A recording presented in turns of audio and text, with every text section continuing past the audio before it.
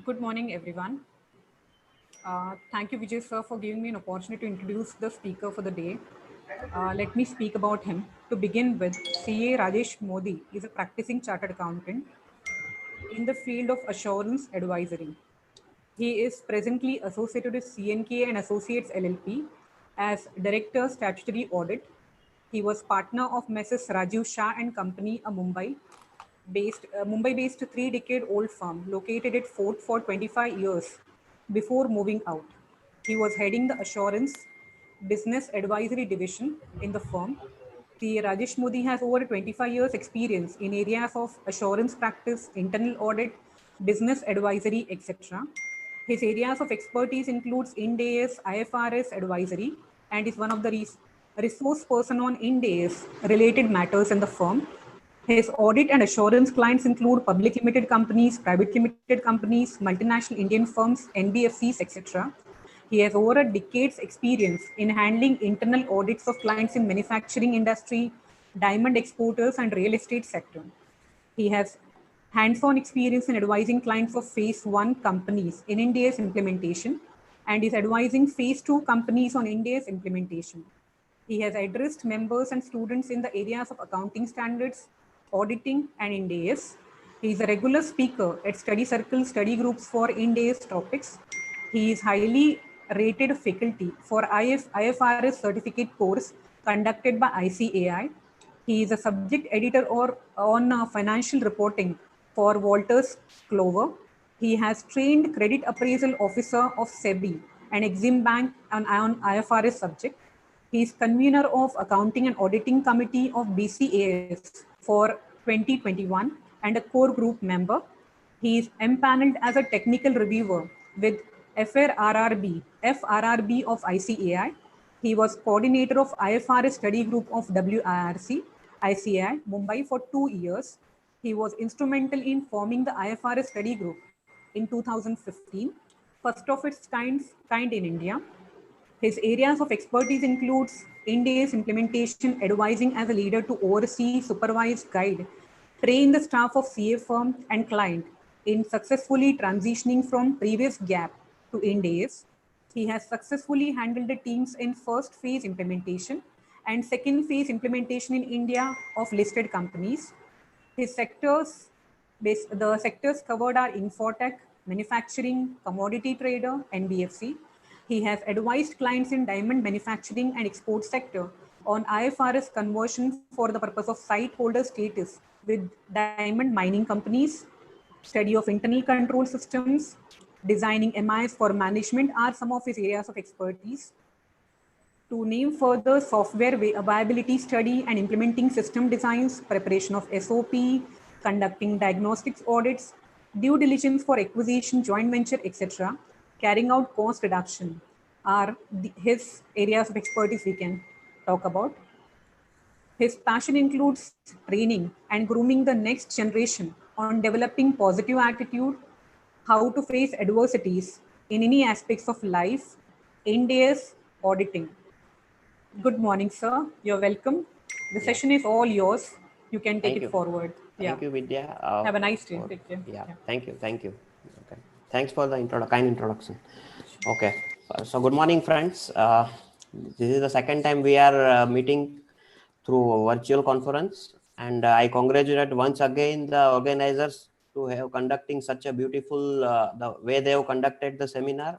And I am told that tomorrow is the last part of this series, and once again congratulations for bringing this to the platform for so many who are actually situated anywhere in India. They can participate through virtual conference, and great initiative. Keep it up, sir. Okay, friends. Today my topic allotted to me, I will be covering actually two subjects. Ind AS 40, that is the starting point we will start, that is investment properties, and second part is Ind AS 41 agriculture. Actually, if you see these two topics under our existing GAP or previous GAP, we say there was no such standard which directly covered these topics. Only if you say AS 13 was there for investment, but that has only one small paragraph regarding investment property. Otherwise, everything is related to mostly on securities and all those parts, long-term investment, short-term investments, but not a specific standard which will throw more light on how to identify what is investment property, how to account, measure, disclose. Nothing was there in our existing gap. Same way agriculture, even though we are said that we are the agriculturist economy, and most of our population is engaged into agriculture as on date also, still we never had a complete standard which covered or catered to this agriculture. There were a few guidance not available, few ESU opinions were available on how livestock accounting, but nothing specifically exhaustively covering how to cover accounting of agriculture, how to measure it, how to present it, and how to disclose it. Nothing was there. So these two topics, in that sense, it's very new as far as our Indian gap is concerned.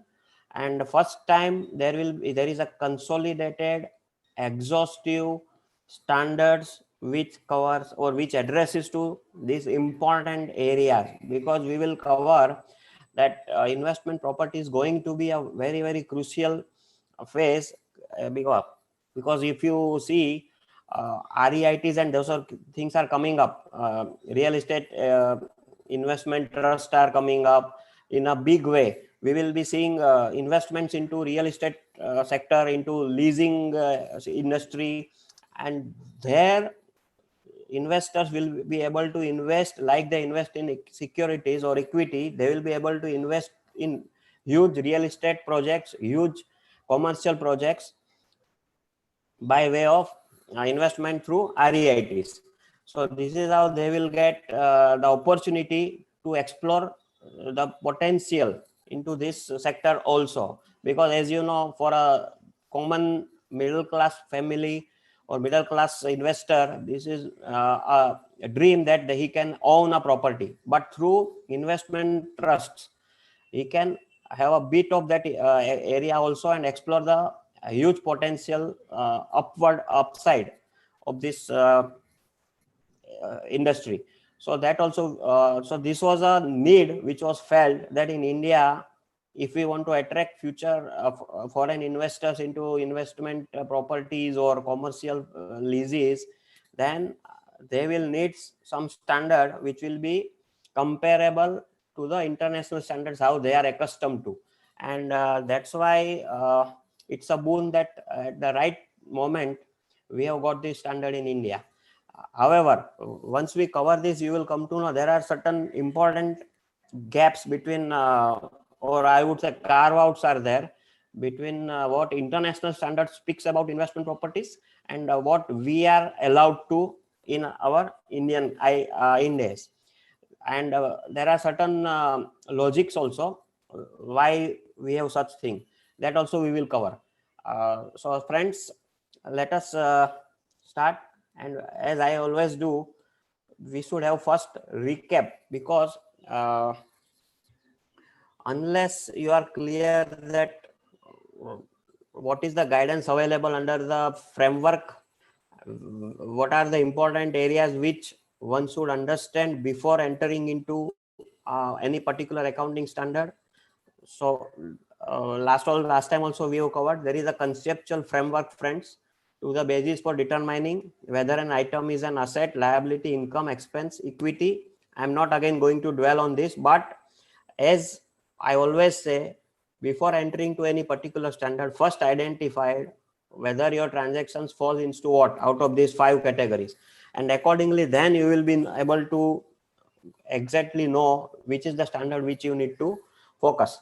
So identifying the right standard, uske pehle what important area is that identifying the type of transaction you have entered into and whether it gives rise to asset, liability, income, expense, or equity as per the definition given in the conceptual framework. So that is your foundation actually, I would say. Then there is one more standard, Ind AS 8, friends, which covers changes in accounting policy. And here, as we know, mostly it covers what you have to do when there is a change in accounting policy, which are the circumstances when it is allowed, What happens when there is not a change in accounting policy but change in estimate, how you will deal it, how you will recognize this. However, there is one important area in this Ind AS 8 is para 8, para 11, 12. So that provides guidance that if there is no benchmark available under your standard at present for your kind of transaction, what guidance you have got, what you will do. So that para 12 of Ind AS 8 provides that guidance, and accordingly you can go by that hierarchy which they have given to get the solution to your answer, and that will be totally in compliance with the standard. Then, as we all know, accounting standard is for what? It provides guidance in recognition, measurement, presentation and disclosure in relation to transaction undertaken by the entity. So for all accounting standards, this is what they cater to. They will provide when you what is the scope, what is the objective, what are outside the scope of this particular standard, then what are the criteria you should fulfill so that you can recognize that particular item. Then once you recognize, how you will subsequently measure that item, and then at the end of the reporting period, how you are going to present the item into your financial statement, and what are the disclosures required for that particular transactions we have undertaken. So this is what all the standards will cater to. There will be objective, there will be scope, there will be recognition criteria, measurement criteria, presentation and disclosure. This is all common. So I think this slide you should always refer first before you dwell into a particular accounting standard. That is going to help you, friends. And I have been doing it since last so many years, whether it is Ind AS, whether it is AS or US GAAP, anything. This is common. So you should always go by this. So now we come to subject proper, friends. So first we will deal with Ind AS 40, that is investment properties. Now, as the words suggest, it is relating to something about when you have invested in some properties. So now they have defined as per Ind AS 40 what is the investment property. So let us go to the definition first. Definition of investment property as per Ind AS 40 is, friends, investment property is property that is land or a building or a part of building or both held by the owner. So you own that property, or by the lessee as a right of use asset. I am sure you must have covered Ind AS 116, and there I think this right of, what is the how they define right of use asset, what is finance lease, what is operating. Now there is no like term like operating lease, right? Now you have to create a right of use asset. So if either you are owner of the property or you are a lessee and you have a right of use asset as a investment property. And what is the purpose of that investment? To earn rentals or for capital appreciation or both. So here the most important differentiator between own use property and investment property is, friends, that investment property is a property which is either land or a building.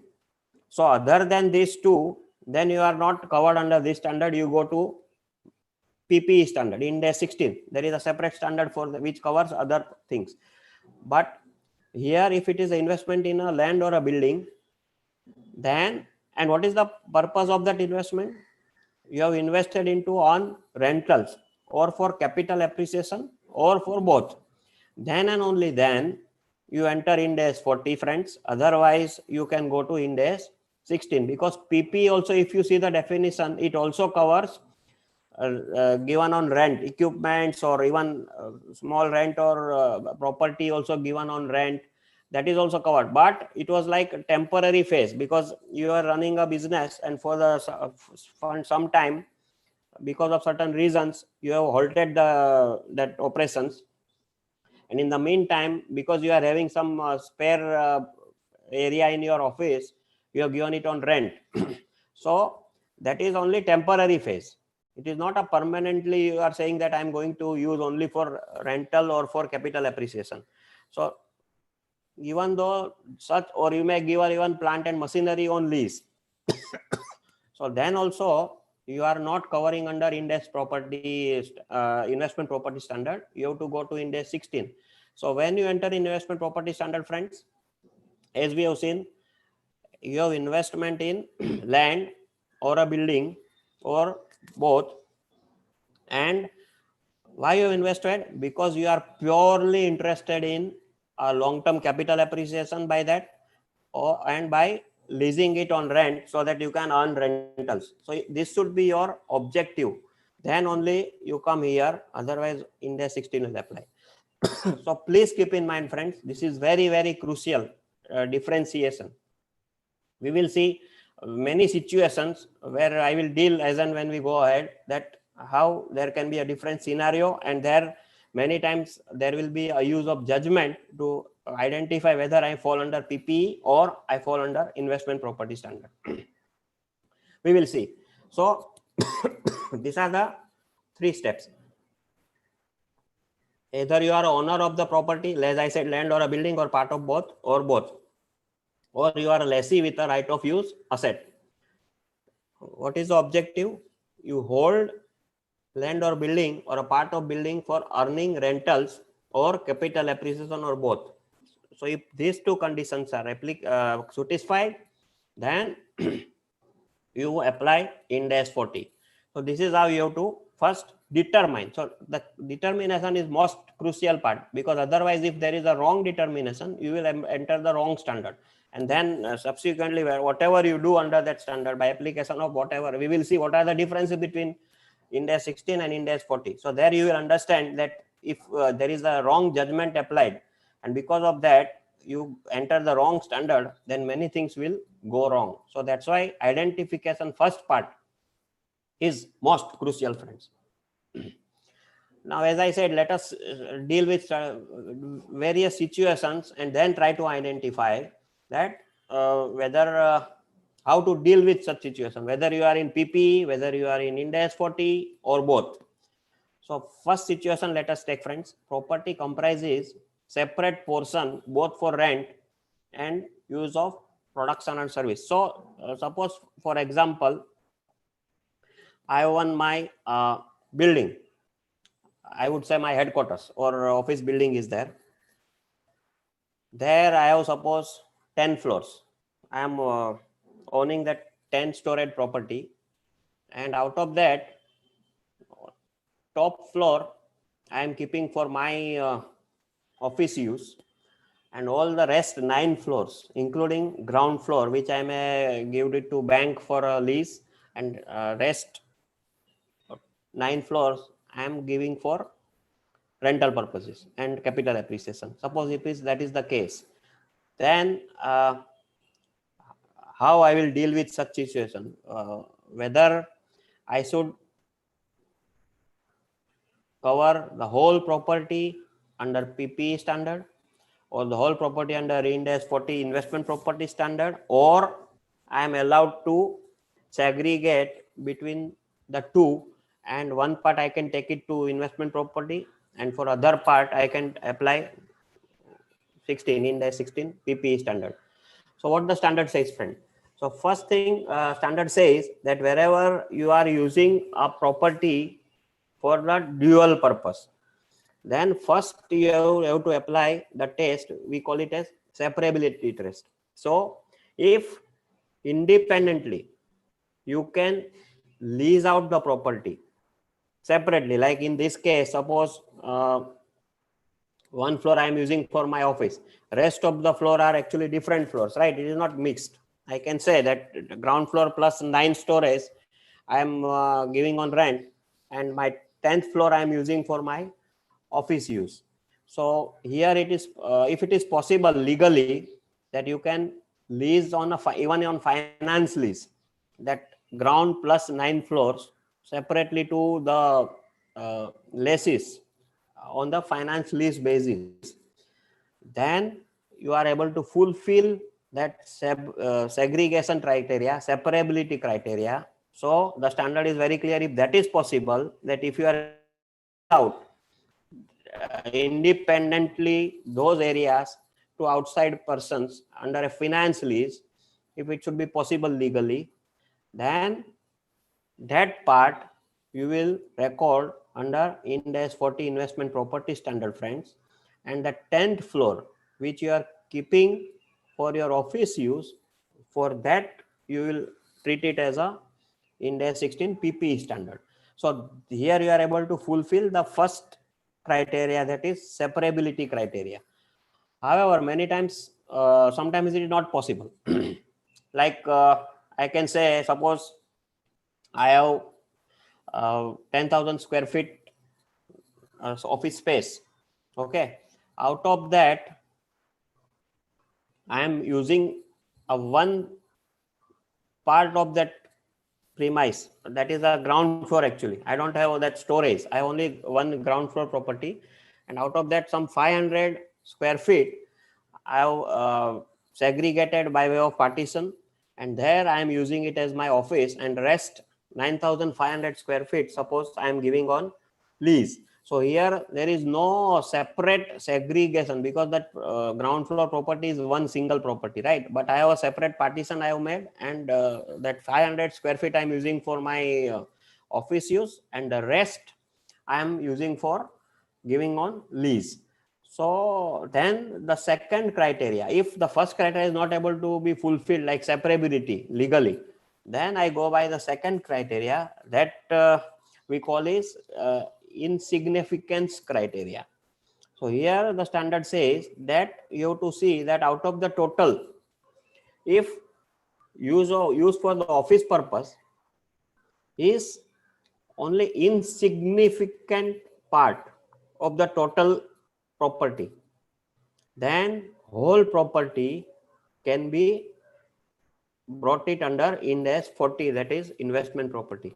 So here most important part, first go by the first criteria, that is very important, separability. If you are able to fulfill separability criteria, then you have not to visit the second part. You can go ahead with the bifurcation based on separability criteria.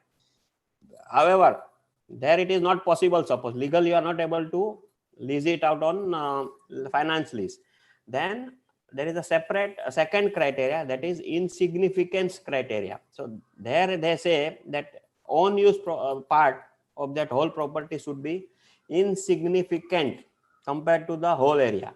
So if that is the case, then instead of segregating it, standard says treat the whole property as investment property. Okay, there is no need to bifurcate between the two.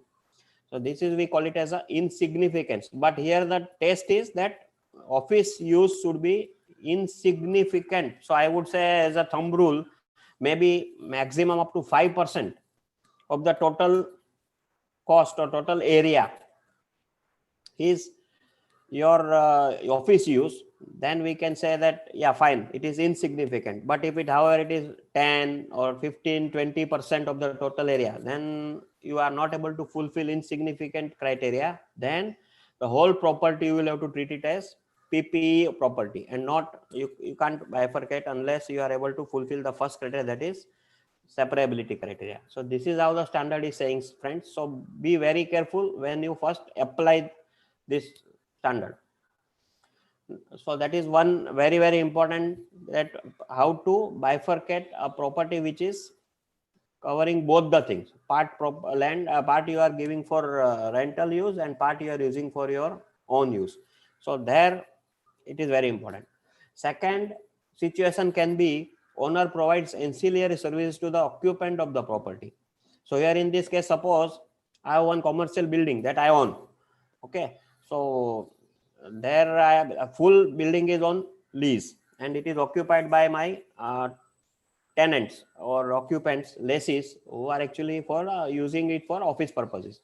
So there what I do, for the convenience purpose, I said, okay, and there will be my security person who will be there, and he will maintain the security of the building, and sweeper will be there who will be doing the maintenance services, and they will provide this maintenance also. So if this security and maintenance services is actually ancillary service, it is not the significant. My main purpose is not to earn out of that security and maintenance. My main purpose is to maintain that property, and as a part of that maintenance, I am just saying, okay, my security man will guard, and my maintenance people will maintain the floor. सुबह में आके साफ सफाई करेंगे and all those small maintenance kind of services. So this is insignificant compared to my main purpose, that is earning rentals out of that commercial property. So here, if that ancillary services is just insignificant part to my main purpose of actually earning out of that rentals, then I should treat it the property as a investment property and I apply Ind AS 40 funds. However, if there is a hotel which I am owning and I am running it as a hotel, like providing services to the guest, food and beverages आ गया उसमें, occupation charges आ गया, many other services, club वाला service है उसमें, many other things I provide as a part of my hotel services. Then here actually I am into full-fledged hotel business, right?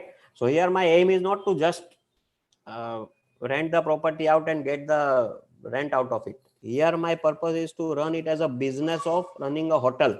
So there restaurants will be there, gymnasium will be there, many other services I will be providing, correct? So here in this case it is a PPE, friends. So it will go under my fixed asset standard in the 16 and not in the investment standard. This is how you have to see. In first case, what was there? My main purpose was to lending it on the commercial basis as a rentals, and only insignificant ancillary services are providing for security or maintenance. But in this hotel case, actually my main purpose is to run it as a hotel and not rent it out as a to earn the rentals, correct? So this is how one has to bifurcate. And suppose in the third case which I have covered for hotel, if suppose I am owning the property and instead of running the hotel, I said, okay, I give it a management contract to some very reputed hotel chains, right? Like Grand Hyatt ho sakta hai, those who are actually good in running those hotels. So I enter with agreement with those people. I say that, okay, this is a beautifully placed location is there. My property is well maintained, fantastic property is there. You please come, use your brand name and use your management capabilities and run this hotel for your purpose. I am interested only in the rentals of this property. I am not interested in the business. That is risk and reward, everything is yours. Please give me fixed rent. If that is the case, then here the hotel owner is acting as a dormant investor. He is not bothered, he is not exposed to business risk, friends, right? Because everything risk and reward he has transferred to the company or hotel chain which is going to manage the business.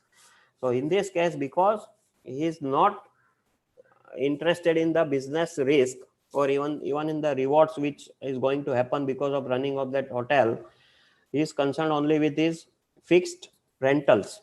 Okay, and maybe in the future whatever capital appreciation comes out of that location of the property, in this case that hotel owner will treat that investment in property under Ind AS 40 and not under PPE, because he is not interested into running that business, or he is not exposed to the business risk. Okay, that risk and reward has been transferred to the that hotel chain.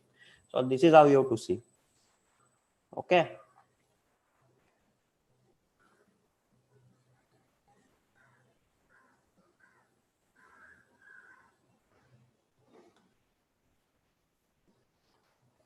Now suppose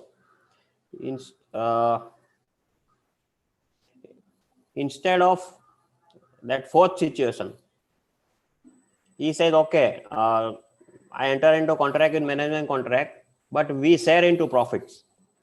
So this is my property, you run the property and you don't pay me in interest any rent, or maybe rent part is very insignificant, like fixed minimum some दिखाने के लिए this is rent.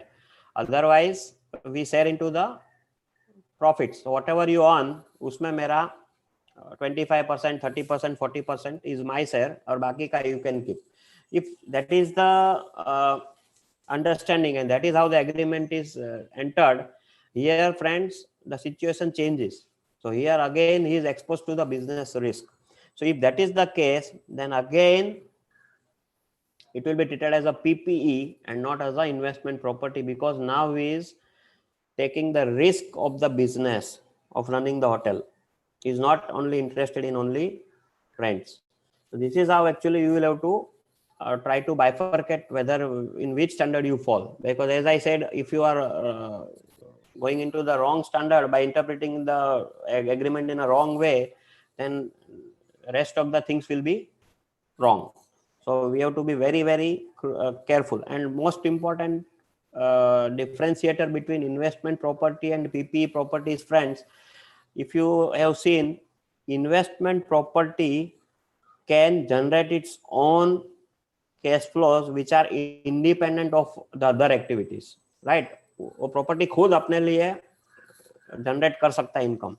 But if you take the case of PPE, that fixed asset you have to use to produce certain products, right? Or even suppose your head office is there for admin purpose, then it cannot earn their own resources, right? उसका cash flow खुद का नहीं आता है. It is used as a pool, combined properties, so that they generate the products of the business, and that product is sold, and it generates a revenue or cash flows for the business as a whole. So all these properties, plant and machinery, equipments, all HO का जो office है, admin part, everybody has to come together and generate the cash flows. So it is not independent. They have to depend on each other.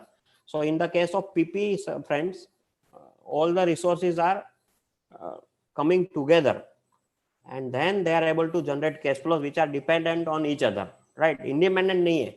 Investment property mein the cash flows can be generated out of the use of that property itself. It is not dependent on other things like plant and machinery pe wo depend nahi hai. Uska khud ka property which you can give it on rent, it can generate its own independent cash flows. So this is, I think, the main differentiate. This is also you have to keep in mind. Okay, so let us go to the next part. Let us have some quick checks that a given situation which standard will apply.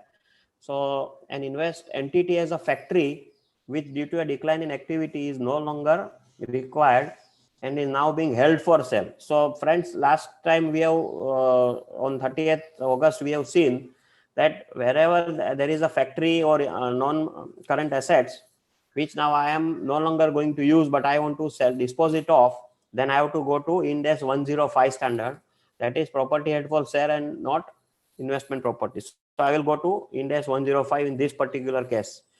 Second is farming land is purchased for its investment potential. Planning permission has not been obtained for building construction of any kind. So friends, one more thing.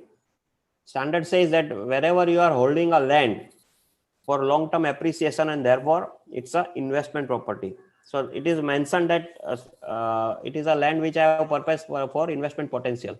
So that will be covered under Ind AS investment property standard.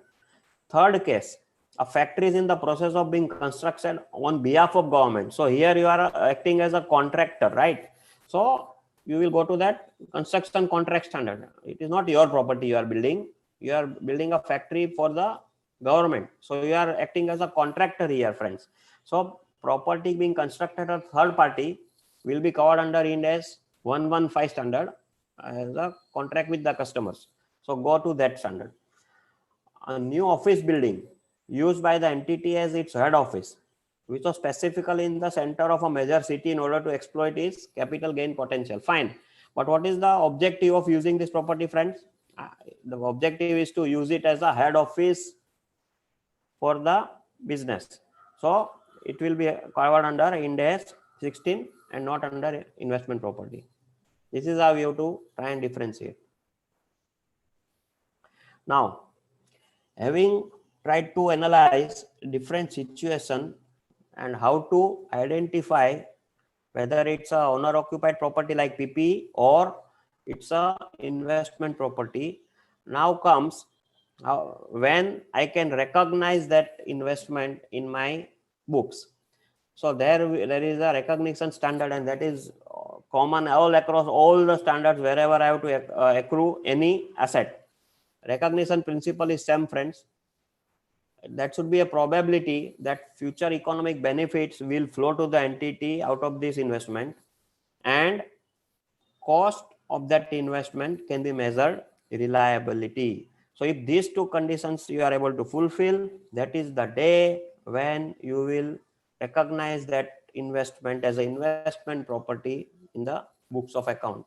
So two conditions: probability means it should be probable that by using that asset I will be able to generate future economic benefit which will flow to the entity, and cost of that investment I am able to measure reliably. If these two conditions are fulfilled, I am covered under, that is the time I can recognize, right? Now second pillar of any standard is measurement. So once you will measure at what, okay, now you have fulfilled those conditions, that okay, by using this asset I am going to generate my cash flows, so future economic benefit is coming. Second is cost can be relied measuring. Then how I will initially measure that, recognize करना है लेकिन कितना amount पे करना है. Then the standard is very clear, it should be at cost of that investment, right? And the cost they have defined is same as Ind AS 16. So PP में जो how what falls under the cost, which are the items which you cannot include as a part of cost, same principles will apply as we have studied under Ind AS 16.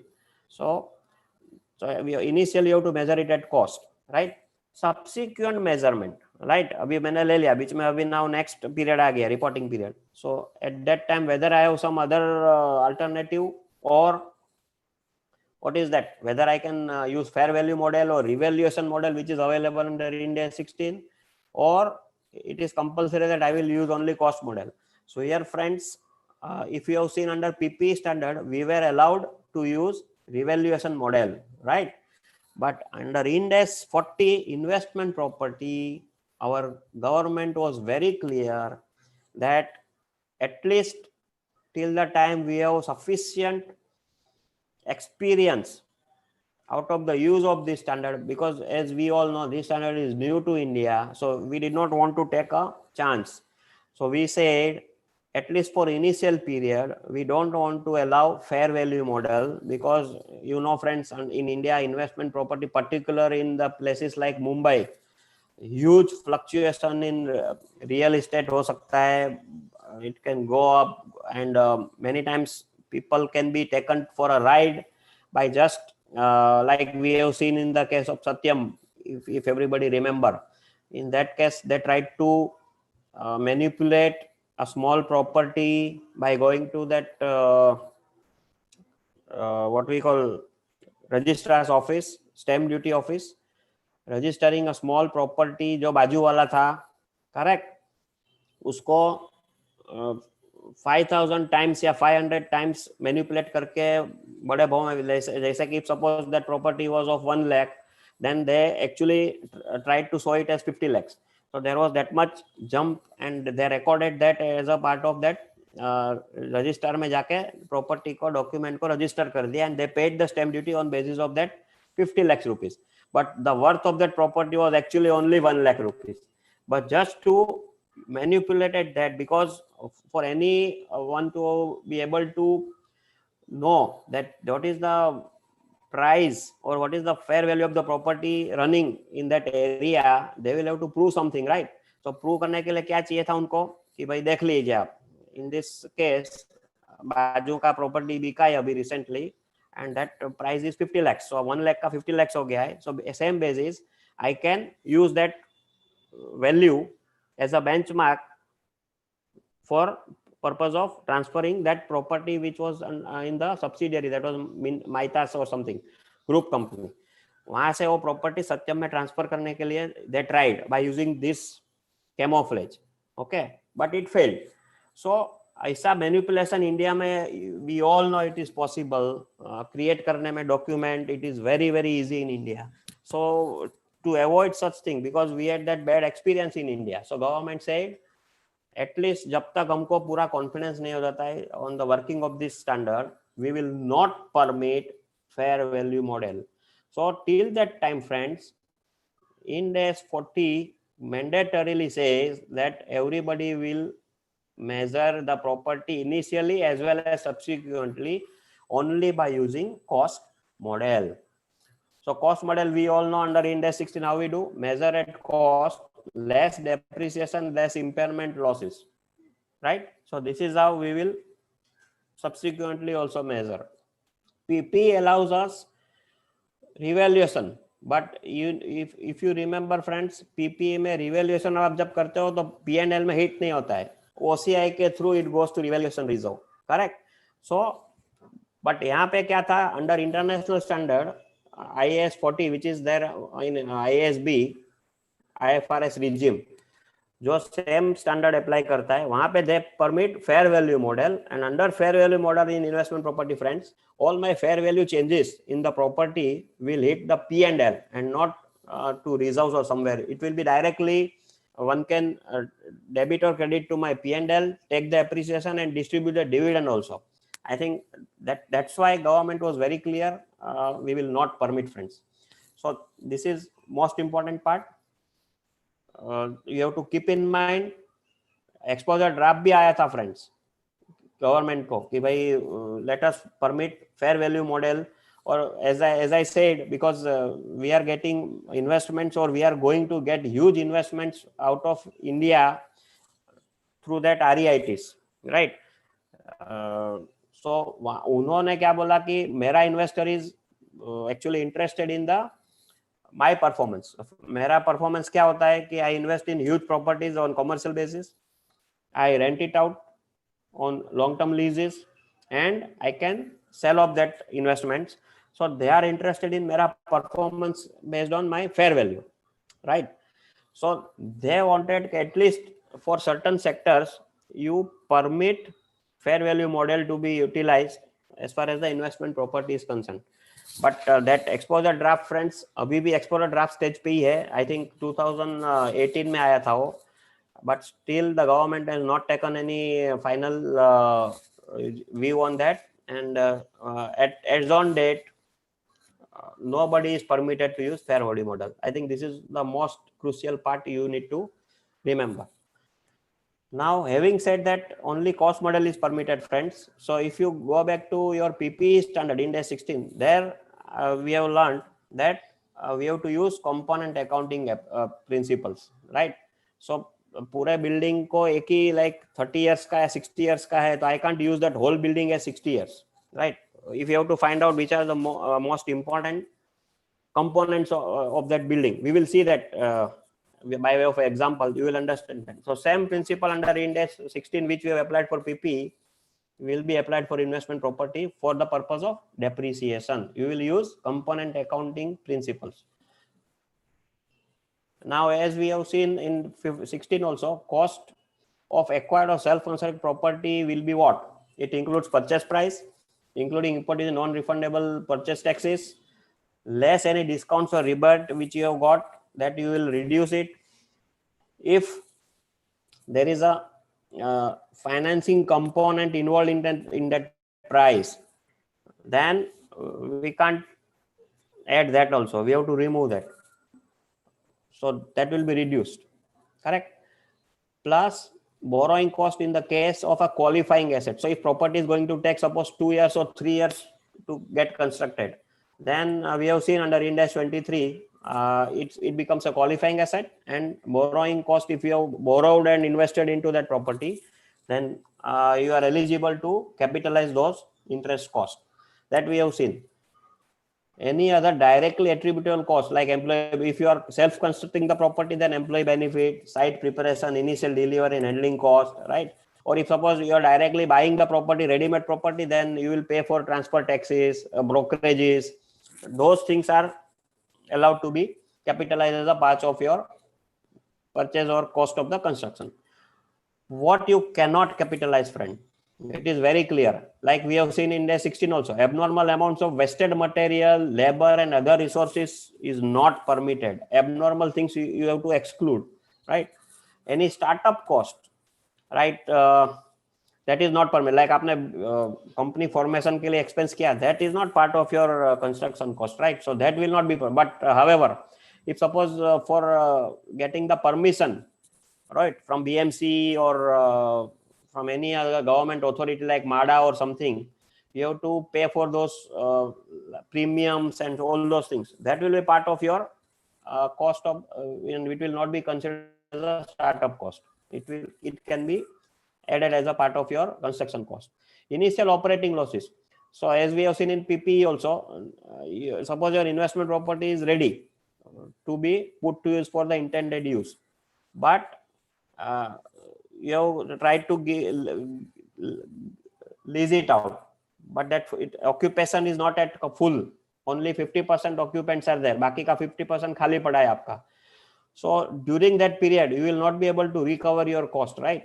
So operate करने के लिए, because you will have to maintain the whole property, right? So there will be losses for initially till the time that full occupancy is there. So वो जो losses, once you have your property is ready put to use, उसके बाद जो भी initial operating losses होगा, जब तक आप you don't reach that BEP, break even point, all those losses are treated as the initial operating losses, and this will not be permitted to be capitalized once that property is ready for its intended use. This is how you will. So this will hit your P&L and you cannot capitalize. This you have to keep in mind. Same principles as Ind AS 16, friends. Now suppose there can be a property can be acquired in exchange of some other assets I am having. So there can be exchange or barter exchange, we call it as, right? So that is also covered under this standard. Like PPE में भी वो covered था. So how we value at the time of initial recognition or measurement? Cost of exchange asset is measured at fair value unless exchange transaction lacks commercial substance, or fair value of neither asset received or nor given up can be measured reliability. अगर वो you are not able to get the fair value of those asset which you are transferring or you are getting in exchange, or exchange transaction lacks commercial substance, in these circumstances you will measure it at cost. Otherwise it has to be measured at fair value at the initial recognition, because that is how you will do. Now fair value करना है तो किसका करने का? The standard is very clear कि जो asset आप transfer कर रहे हो, if there is a commercial substance is available into the transaction, so you can fair value that. So but this is only at initial recognition, friends, right? क्योंकि उसका cost आपको लेना है, right? So what is that cost? Normally क्या होता है कि if you directly buy that property, you will pay for it. That becomes your cost, and normally it is at fair value generally, right? आप purchase करते हो तो that will be normally at arm's length price. So we call it as a fair value. But यहाँ पे आप you are exchanging the asset, barter transaction हो रहा है, right? So उसके लिए how you will determine at what rate or at what price I should recognize the asset. So वहां पे स्टैंडर्ड बोलता है if there is a commercial substance involved, तो जो प्रॉपर्टी आपका जो एक्सचेंज हो रहा है, the asset which is going out from your books, उसका जो fair value है, means asset given up का fair value, that is the value at which you will recognize the asset which is you are acquiring through barter exchange. So fair value of the asset given up should be our basis. और सबसे जहाँ पे अगर commercial transaction नहीं है, then as we have said it has to be accounted at cost only. तो वहाँ पे भी क्या याद रखना है, if it is at commercial transaction involved नहीं है, then also it will be measured at cost of the asset given up. So दोनों में given asset which is going out, उसका cost या उसका fair value, that is the cost at which you will have to account for that barter transaction. We will see the example for this also, but याद रखना fair value of asset given up, or wherever there is a lack of commercial transaction, then cost of the asset given up. दोनों में asset given up का ही value लेना है अपने को. So by this example you will be able to understand what I am trying to say. Consideration received comprising a combination of non-monetary and monetary asset. suppose friend, there is an entity A which has surplus land lying in the books, so it wants to dispose of that land. So it exchanges that surplus land which is having a book value in of rupees 1 lakh for cash of rupees 2 lakhs and plant and machinery valued at rupees 2,50,000. So this is that barter transaction which is partly monetary and partly non-monetary. It is made up of both the things. So here the transaction is what? Entity A is having a surplus land which it is not able to use, so it want to dispose of, and because they feel that instead of this land which I am not able to use, if I am buying the machinery, then I think it will be more fruitful and I will be able to generate more cash flows out of using the machinery rather than keeping that surplus idle land in my books. So exchange के लिए जा रहे हैं. So here friends, because by exchanging this, my future cash flows by getting that machinery as well as that cash which I am going to get 2 lakhs rupees, मेरा future cash flows is going to change tremendously, right? क्योंकि surplus land idle पड़ा था, it was not generating anything for me. So here in that sense, by this transaction, my cash flows is going to change in future. So this type of transaction we call it as a transaction which has a commercial substance, right? So this I have to record at fair value. So here in this case, friends, what is the fair value of the asset which I am giving out? If you total up the item for which I am exchanging, it comes to 4,50,000, right? 2,50,000 is the plant and machinery which I am going to get, and 2 lakhs is paying me cash. So what I am getting? 4,50,000, right? So my land ka worth is 4,50,000. Okay, this I am going to get when I am exchanging the land. So land goes out. What is that worth of land? That land fair value 4,50,000. So 4,50,000 मैं बेच रहा हूँ land को, but it is barter. So it is made up of partly monetary and partly non-monetary. So cash मेरे पास आ रहा है 2 lakh I am getting cash and 2,50,000 worth of machinery I am getting. So cash debit, plant and machinery debit, credit, land at the book value 1 lakh, and then balance credit is what? Gain on transfer of or sale of land, right?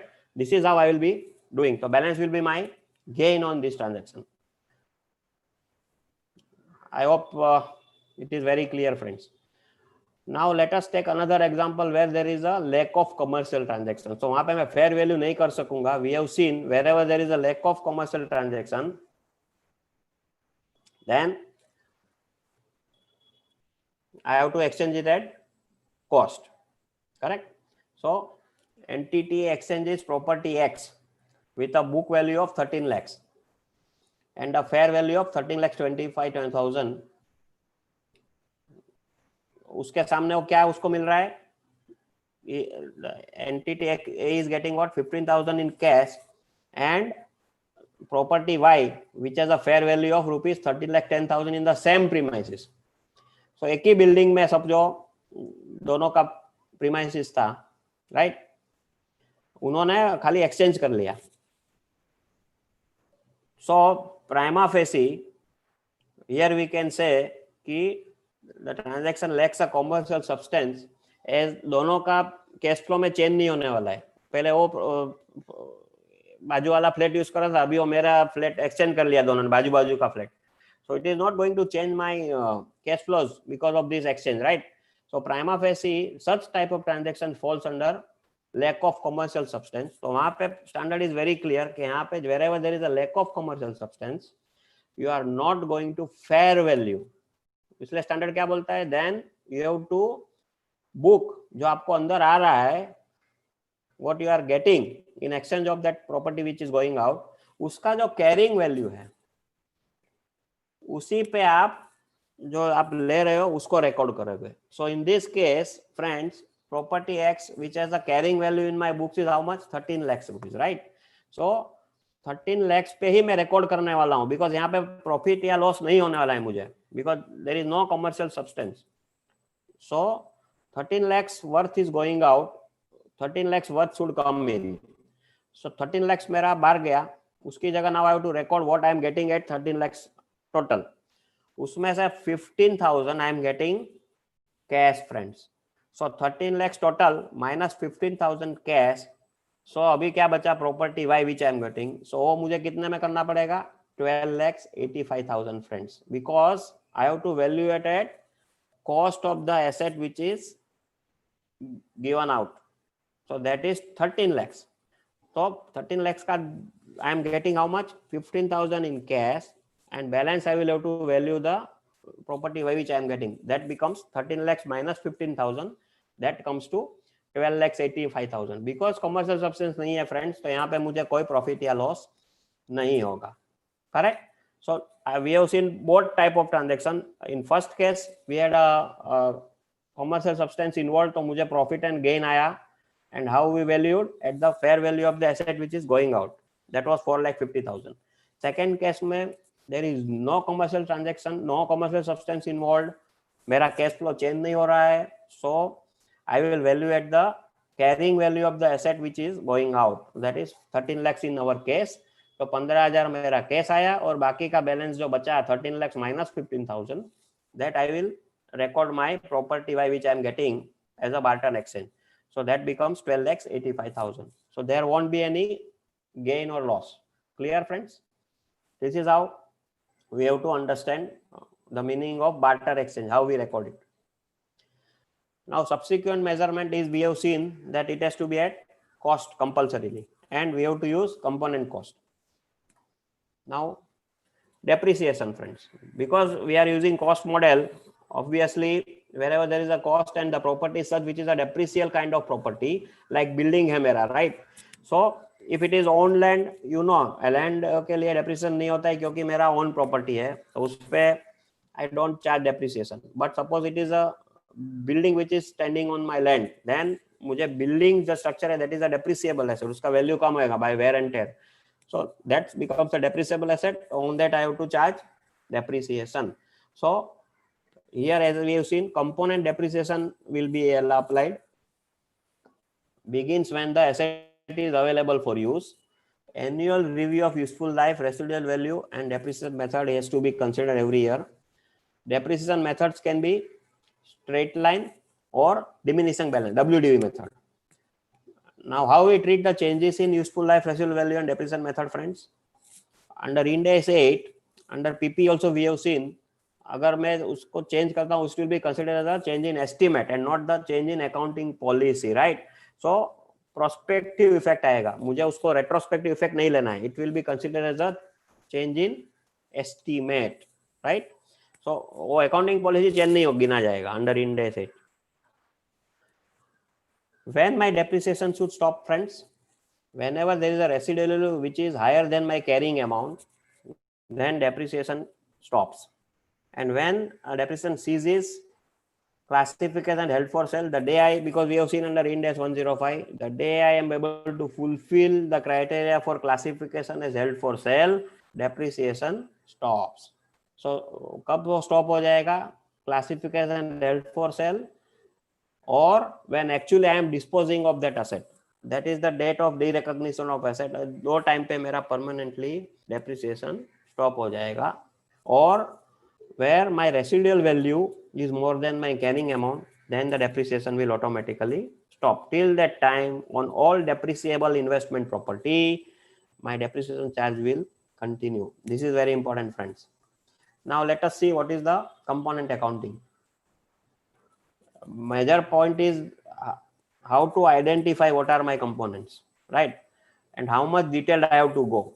Plus most important, मुझे detailed register रखना पड़ेगा कि मैंने, because I will have to recognise and measure each component separately, और उसका फिर मैंने depreciation हो, बिकॉज उनका life will be different.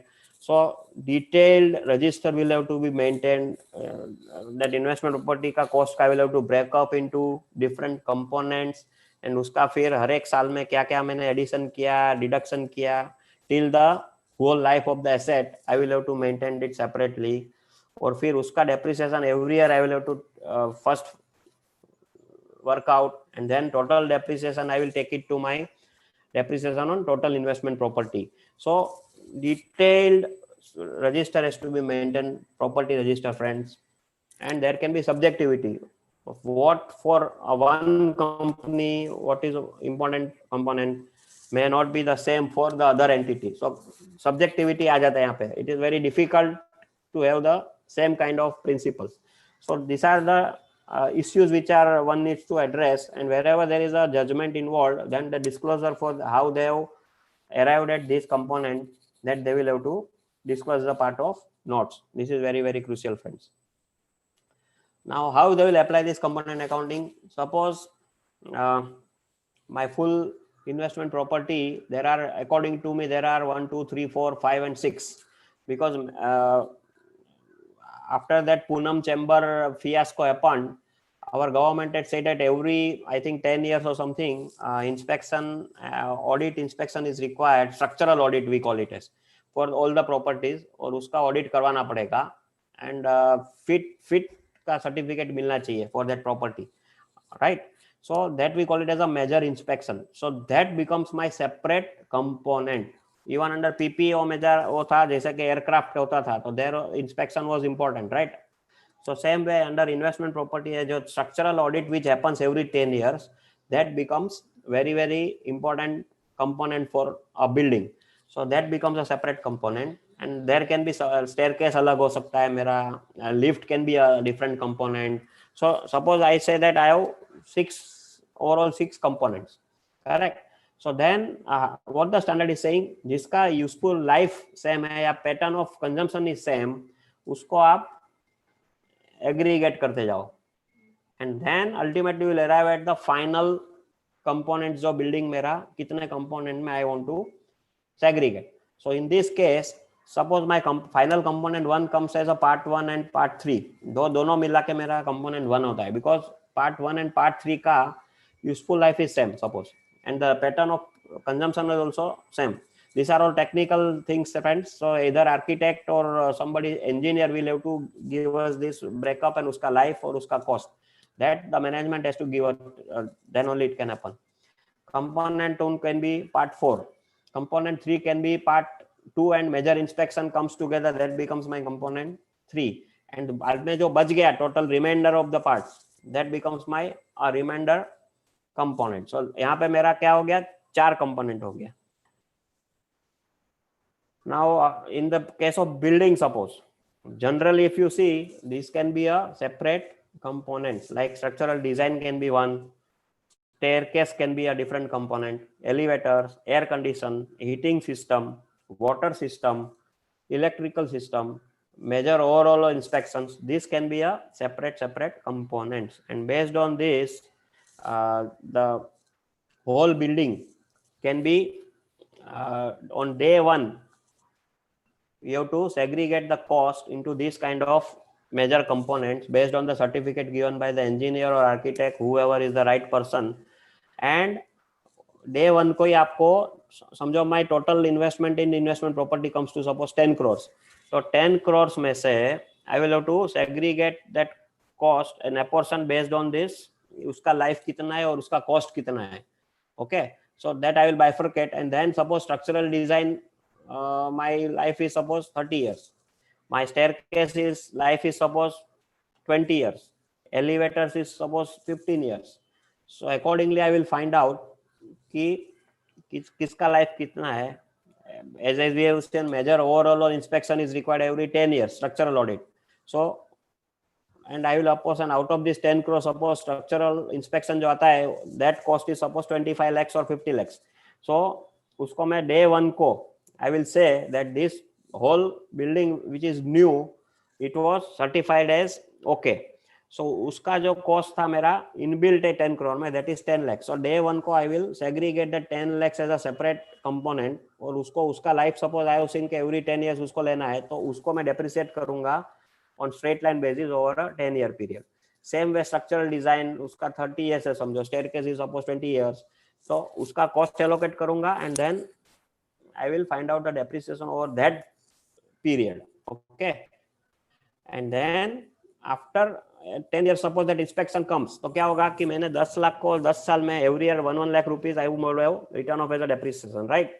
So 10 lakh after 10 years suppose new contract मुझे कराना पड़ेगा, नया इंस्पेक्शन, तो उसको मैं सपोज 12 lakhs दे रहा हूँ, तो then again I will capitalise that 12 lakhs at the end of 10 year, और उसको फिर अनदर 10 years के लिए I will apportion, write off or amortize every year 1,20,000 rupees for 10 years, because uska again next inspection will be after 10 years. So this is how I am going to amortize, right? So us वक्त तक उसका WD will be 0. So this is how we have to do it, friends. So जब भी मैं replace करूंगा तब तक उसका पुराना कॉस्ट मेरा 0 हो जाएगा और नया I will add it to it and balance life पे उसको फिर एपोर्शन करूंगा. So we will see one example also on this. Subsequent cost, friends, day-to-day servicing cost will have to be taken as a maintenance cost. It cannot be my part of capitalization, right? Only material items we have seen, जो major items है, that only will be capitalized. Otherwise, it is my normal maintenance cost. How to recognize, derecognize those parts? At the time of acquisition, to bifurcate and then amortize over the life up to the next inspection or maintenance. As we have seen in that example, 10 years का मेरा life है for inspection, so I will apportion that 10 lakhs over the 10 years, और बाद में जब नया inspection आएगा I will capitalize and वापस 10 years के लिए I will amortize based on that new addition. So this is how I will do for component costing. So having understood how it is done, friends, now suppose there are transfers from investment property or from other, जैसे कि I am using it as investment property, बाद में अभी now I thought that मेरा business बहुत expand हो गया है, my main business, or now I will need this property for my office purposes. So जो मेरा पहले example में I had given that 10 floors में से 10th floor I was using as office, और बाकी का 9 floors plus ground floor I had given on rent. But अभी मेरा I need that property for my own business, right? मेरा खुद का business भी है दूसरा, and I want to shift my all people to that whole building. पूरा मेरा जो scattered है अलग अलग offices में, I want that people should now start एक साथ आ जाए एक जगह पे, and the whole property can be used as by HO. So if that is the case, then there is actually shift in the use of the property, right? So अभी मैं shift कर रहा हूँ इन्वेस्टमेंट प्रॉपर्टी से owner occupation property, तो उसका treatment क्या हो गया? Whatever is my carrying value standing in that investment property, the day I change the user, वो दिन पे इन्वेस्टमेंट प्रॉपर्टी निकल जाएगा and I will transfer that carrying value as a part of my owner occupation. PP में वो मैं add कर दूंगा वही अमाउंट से, और इन्वेस्टमेंट प्रॉपर्टी में से उसको रिड्यूस कर दूंगा. There is a change in user. Investment property मेरा था, अभी मैं सोच रहा हूँ कि अभी मुझे रियल एस्टेट में बिजनेस करना है. So now for me that investment property becomes my inventory, because now I am into real estate business. So that investment property will be transferred as to inventory using Ind AS 2, and again carrying amount will become the dim cost for the Ind AS 2 purpose. So because everything is cost, यहाँ पे अपने को tension नहीं है, everything is at a carrying amount. Now उल्टा है, suppose PP I was using that building, and now I thought that मेरा business अभी recession है, तो I want to reduce it, and I want to reduce my staff also, and now that property I want to give it on rent for a long term purpose, and I want to earn rentals out of it, so that at least I can survive this recession. So if that is the intention, there is a change in the user again here. PP में से मेरा index 40 में जा रहा है, तो that the day I fulfill that condition, I will transfer that PP में से investment property को transfer करूँगा again at the carrying amount. Same way अगर मैं real estate business में था, now I thought that real estate recession में जा रहा है, I'm not able, I have got huge inventory, so let me shift certain of the inventory property for long term lease purpose. मुझे उसको बेचना नहीं है as a normal business. So and I am actually giving on rent those properties, and मेरा है कि मुझे अभी ये property बेचना ही नहीं है, I want to use it as a investment property for long term leases. So and I must have actually fulfilled those condition. मैंने advertisement चालू कर दिया है, लोगों को lease के लिए I have meetings with them, मेरा agreement भी हो गया है. So there is actually it is not only intention, but actually I am having the proof that yes, I am taking steps to implement that intention. It should not be intention, friends. It should be coupled by facts that yes, he has taken steps, concrete steps to change the user. So then from that day it can be transferred to investment property. Correct? So this is how you have to treat the transfers. Allowed, but it is not just intention of the management, but you have to prove that actual ground reality mein steps have been taken for the change of user, right? Disposal. How we treat the disposal. An investment property should be re-recognized on disposal or when the investment property is permanently withdrawn. तो disposal पे क्या होगा, gain और loss होगा. तो that you will treat it as your income और expense में and take it to your P&L at the time of sale. Now there can be issue here, compensation for impairment, how to account. So मेरा property है, उसमें suppose आग लग गई and there is some loss because of that, and I have insurance also for that. So how to account? Can I say that सब मैं property के account में ही लेके जाऊंगा, that क्योंकि loss के सामने I am going to get the insurance, so there is no actually I need not transfer anything to my profit and loss. और जो मुझे रिस्टोर भी करना है, suppose whatever portion I have lost, उसको I have to restore, right? उसके लिए जो भी खर्चा होएगा अगेन उसके सामने मुझे इंश्योरेंस आने वाला है. So no need to actually pass any entry, and जो जैसा था वैसे ही रहने दो. Is that allowed, friends? No, friends. Standard says even the answer may be the same, but all this there are 3 components involved here, so उसको आप अलग से ही ट्रीट करोगे. तो which are the components, friends? Here जैसे मेरा component पहले क्या होता है कि मेरा इम्पेयरमेंट होता है. तो under Ind AS 36 because there is a loss, right? Loss due to fire. So I will have to find out what is that loss. That loss I have to book first.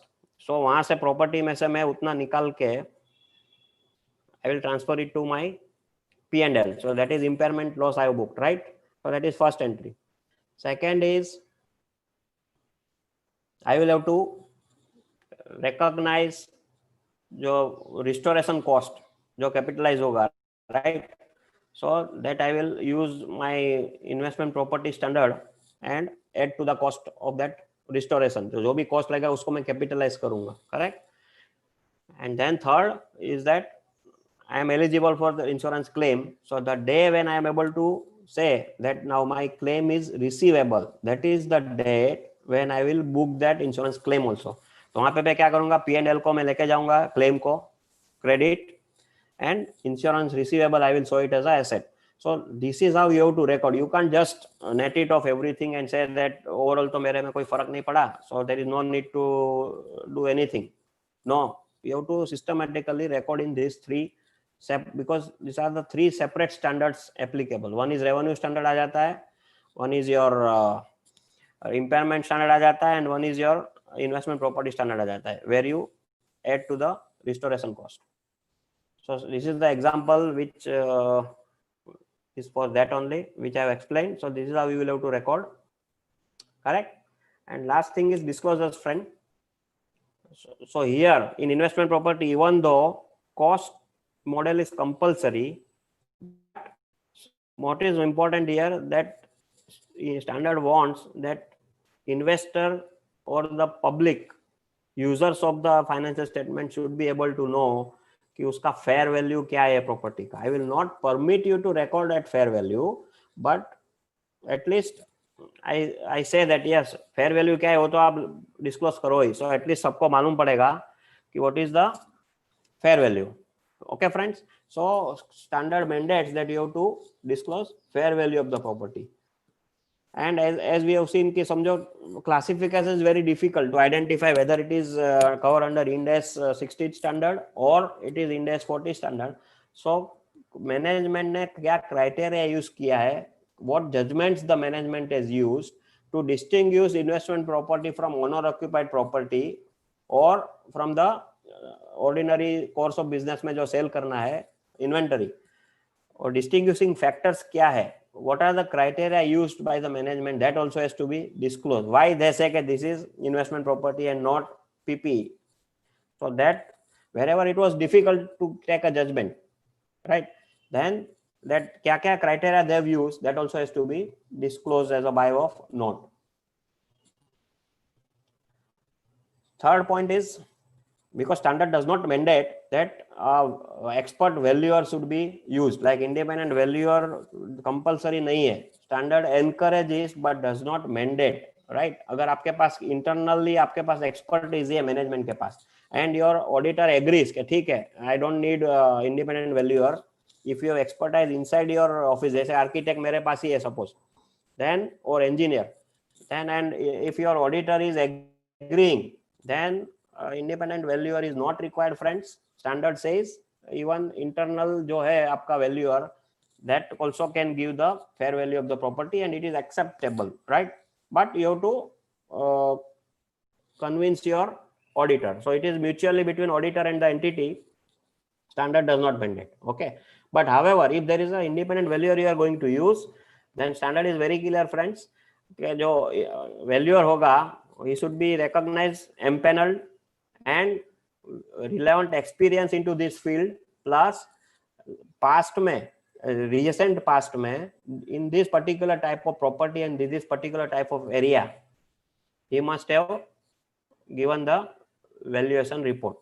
If that is the case, then only that independent valuer will be valid, friends. Otherwise that independent valuer is not a valid independent valuer. So you have to take care, right, before appointment कि वो एक तो empanelled होना चाहिए, दूसरा relevant experience उसके पास होना चाहिए कि ये टाइप की property which you are trying to value, उसमें उसने एक्सपीरियंस पहले से किया होना चाहिए, plus recently in this that particular area he must have valued certain other properties that he should be able to prove, then only you have to appoint such valuer, otherwise उसका कोई value नहीं है. Okay, so these are what the standard mandates. And most important, the amount recognized in profit or loss for rental income from investment property is to be separately shown. Direct operating expenses, जैसे कि उसका repairs and maintenance पे आपने कितना खर्चा किया, that generated rental income during the period, वो आपको अलग से दिखाना है. Plus suppose certain part of the property was not rented during the period, right, खाली पड़ा था, but उसके ऊपर भी you will have to incur expenses for maintenance and repairs. So how much direct operating expenses you have incurred for those part of the property which was vacant during the period, उसका भी separately disclosure is required as per the standard. And if you have disposed of the property during the period, then what are the gains or losses recognized has to be separately disclosed. So this is what the disclosure is, friends. Plus many times what happens that there are certain restrictions कि आपने उसके ऊपर कुछ loan लिए रहेंगे, right? So there will be charge on those properties. So those restrictions also you will have to disclose. So generally we are doing under PPE or inventory. Same way यहाँ पे आपको disclose करना है कि yes, this property is mortgage or pledged or something equitable mortgage create किया हुआ है, उसके सामने आया borrowed certain funds. So all those disclosure will be required. Contractual obligation to purchase, construct or develop investment or for repairs, maintenance or enhancements. So अगर आपने as per agreement, suppose you are a lessee and it is up to you, आपके ऊपर है कि भाई आपको ये property को मेंटेन करना पड़ेगा या फिर रिस्टोर करना पड़ेगा when you vacate the property, then all those what are the obligations on you, that also will have to be disclosed. This is what the standard says, friends. And as far as the cost model, generally we have seen PP में जैसे देते हैं opening balance क्या था property का, depreciation method which I have used, what are the useful lives I have used, like schedule 2 आ सकता है, right, gross carrying amount, accumulated depreciation, जो we use for our PP, same thing you have to give here for your investment property, same disclosure, friends, nothing new, correct. And this we have seen that fair value has to be compulsorily given. And if you are not using an independent valuer, then you have to mention the flag that it is not done by the independent valuer, but it has been internally done by the company itself, entity itself. That also you have to disclose. Okay. So friends, before we go to next standard, I have certain MCQs which I think we would like to deal. Okay.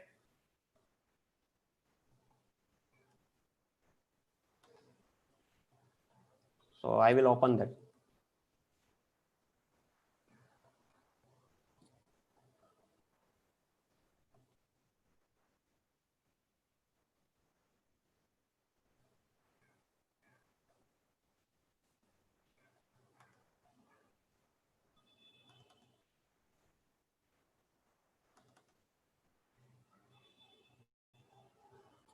Yeah, friends.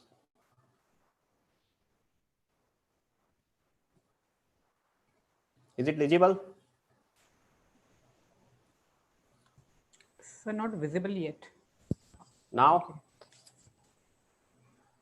Now visible? That screen is open right now. Ind AS 41 agriculture. Still it is there? Okay, 1 second.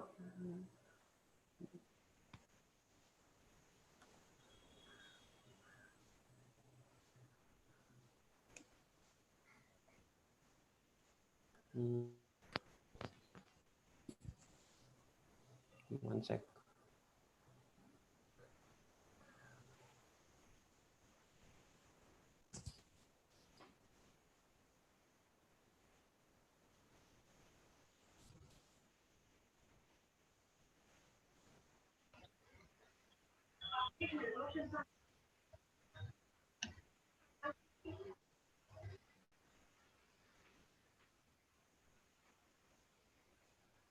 Are we through with the question and answer? No, he is opening some MCQs. After that, might be he'll take up some questions, I think. He's starting with some MCQs in the related to this subject, investment properties. If you want, I can open it. I have them. Okay.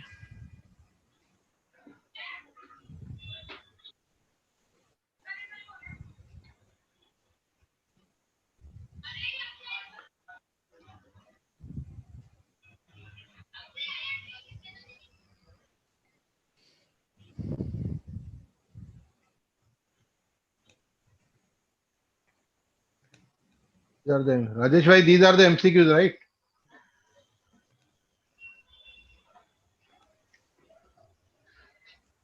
Rajesh ji,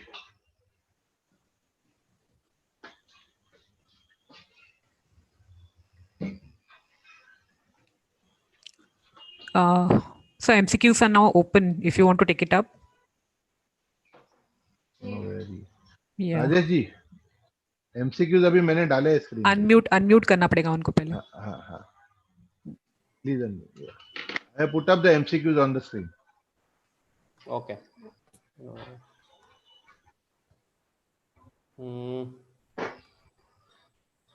I'm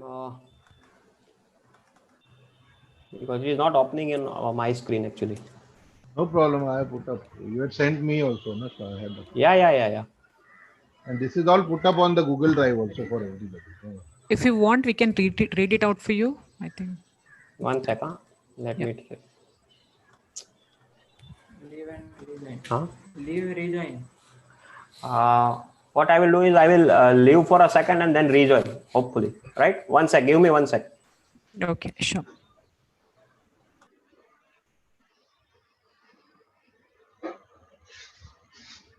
In the meantime, if anybody has queries, they can post it.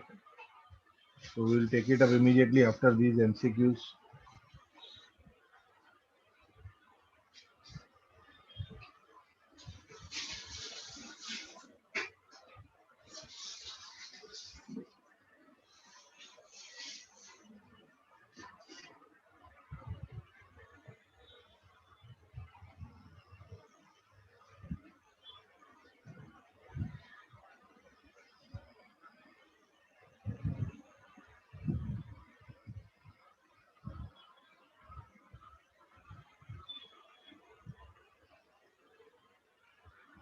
Sikh bhai, your query has already been noted. It will be taken up by the monitor.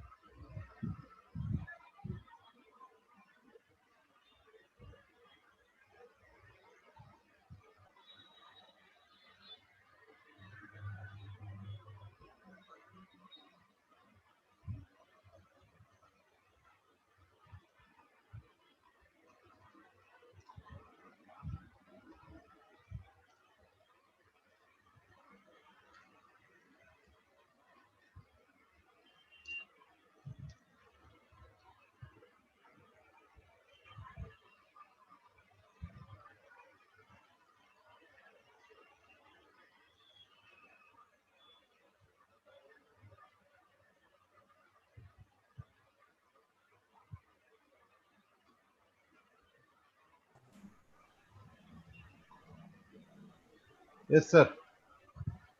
Should I connect those MCQs? Rajesh bhai? Yes, 1 second. I will. Share my data.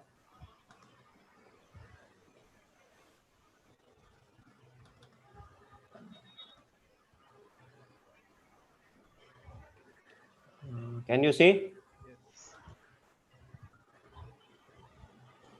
Yes, we can Yeah. see them now. Yes, yes. Start. Okay. Right. Okay. So, friends, let us take few MCQs.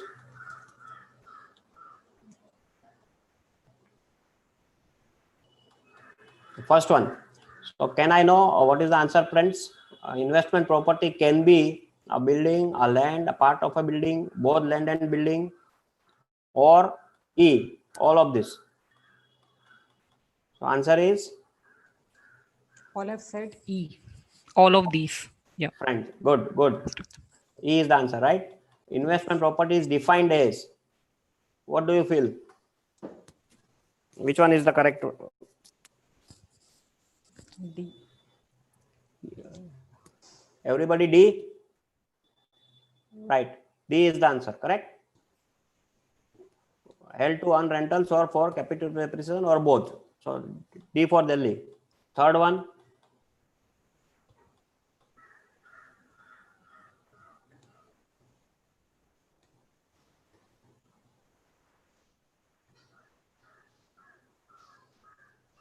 Any answer? C. Vidya madam, what answers we are getting? Like some people are saying C, some are saying D, some are confused C or D. Everyone's saying. Mostly everyone's are in favor of C or D. Like. Okay, but see friends, we have seen no that whenever we are using a property which is common, right? We are using partly for owner occupied and partly for investment. Then the criteria we have to see is first is that separability criteria, correct? If we are able to fulfill that criteria, then only we will go by separability. Otherwise, the second criteria is what we call is insignificance. Insignificance. So here we have to see that. See, if you read the D1, it will be very, because I have seen separability criteria में क्या है? If you should be able to independently give it, lease it out on a finance lease. That is very very important. Correct. Legally आप दे सकना चाहिए. खाली intention के या कर सकता हूँ, that is not enough. You should be, suppose आप whether you will be able to legally lease it out under a finance lease or not. If that is the criteria you are able to fulfill, then we can say that yes, separability criteria आपने fulfill किया है. So that's why D is the right answer, friends, because each portion should be accounted for separately if these portions could be sold separately or leased out separately under the finance lease. That is very very important, friends. Okay. क्योंकि खाली directly नहीं कर सकते, you have to fulfill criteria, correct? So that's why D is the correct answer. Now fourth.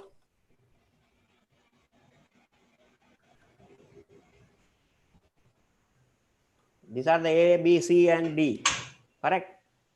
So let me Take it. A parent company owns a property that is leased out under operating lease to its subsidiary. So here the question People are is, saying, yeah, like we have received a response from Kedarnath. He's saying A, parent companies, individual financial statements. Like people are it will be, responding with A option. Yeah. okay. So in the individual balance sheet, so we call it as a standalone financial statement of a parent, because parent is actually leased out to the subsidiary, right? So in the standalone financial statement, it will be investment property. However, going to the next step, I have not included here, but suppose the next question comes, what will happen at the CFS level, consolidated financial statement level? So what do you feel, friends? D. CFS में क्या होगा? Then What C. will happen? C. People are saying. Like one has responded C.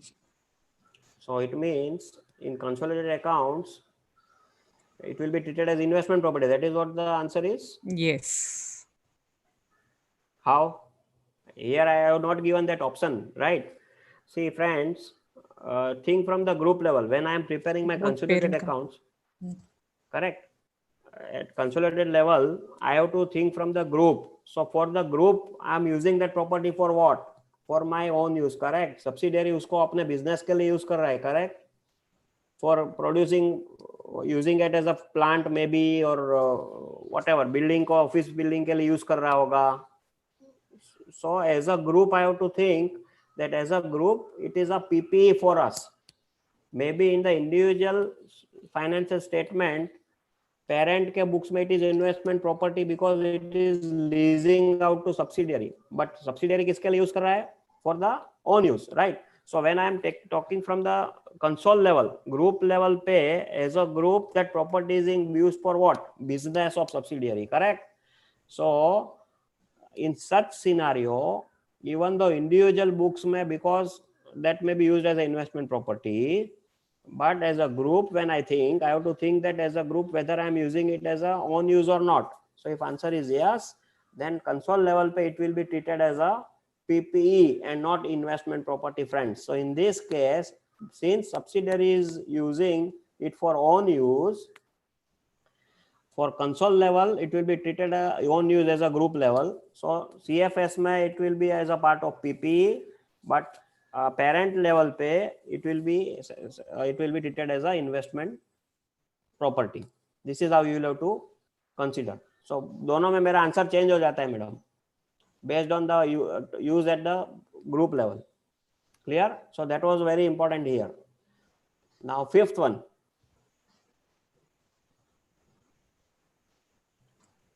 Cost, A. Yes, fifth, A is the answer, cost. Good. Yes. Sixth one.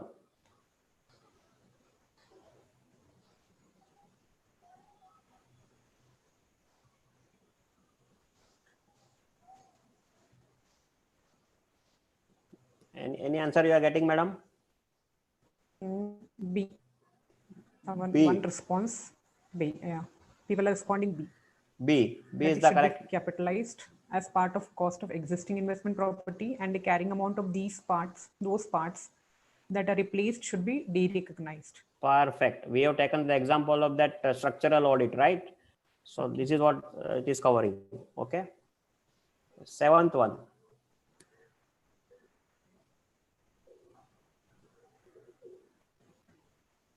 So this is a financing component they have given.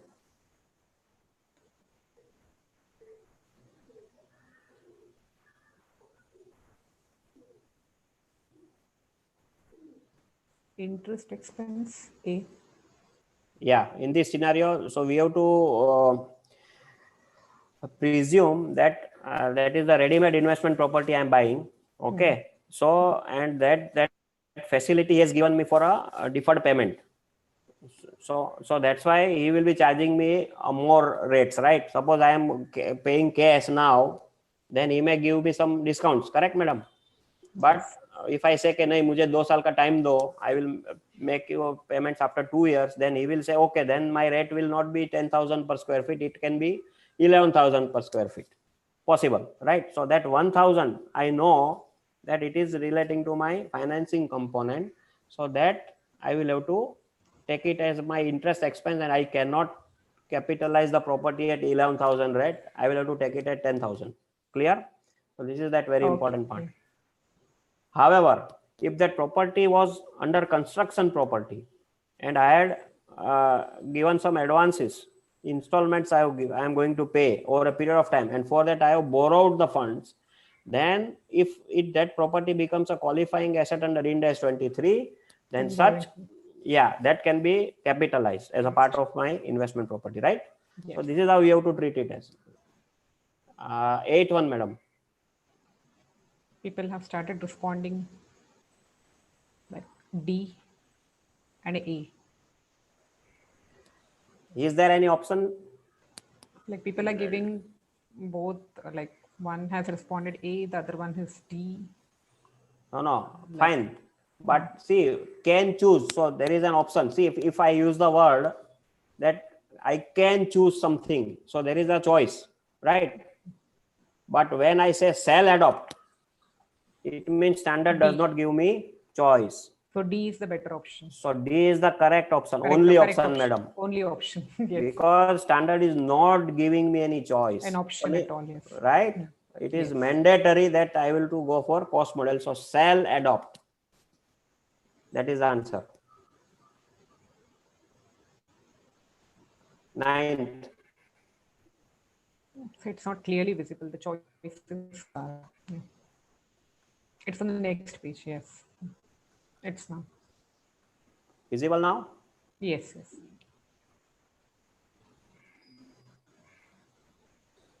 C. Perfect. Perfect answer. C is the answer.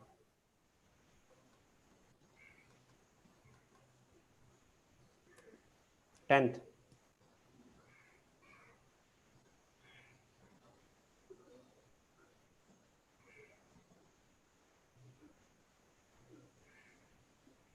So here we are talking about transfer from, yeah, very good. Carrying amount of the property. Perfect. So I think people are getting, madam. 11th.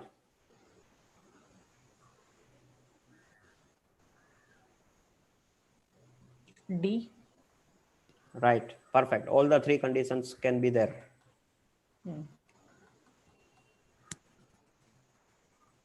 12th.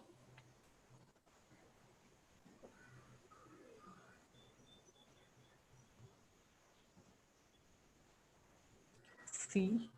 When the compensation is receivable. Perfect. C is the answer. C is the right answer. C is okay. Because when it is receivable, that is the time I will recognize, right? Okay. I will not for either the compensation when I am receiving. If I am fulfilling that 115 criteria कि I have a right now to receive, और सामने वाले ने समझो in principle approval दे दिया है insurance company, then I will not wait till the time I receive that money in my account, right? Okay. Receivable, just जिस दिन पे I am able to fulfill that receivable criteria, that accrual happens in my books. So compensation is receivable is the correct answer. Now this 13th one, madam, is the deferred payment वाला है. So इसमें discounting भी आएगा. So your answers are not clearly visible on the next page. Options. Actually. No, that's why I'm giving. See, this question first has to be read, right? So on 1st April 2017, an entity acquired a land for rupees 5 lakhs, including 10,000 non-refundable purchase taxes.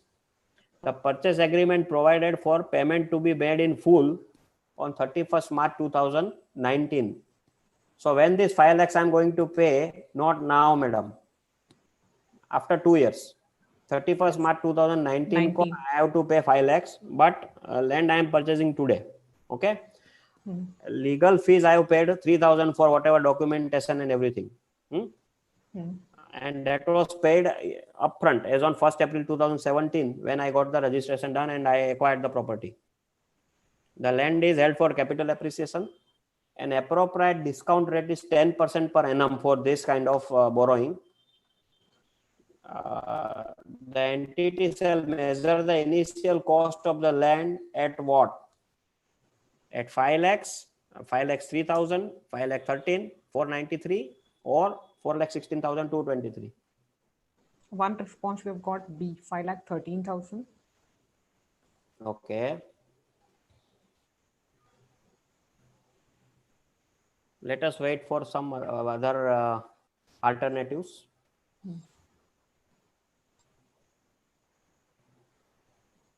See here, most important, because we have seen under Ind AS, madam, everywhere there is a time value of money.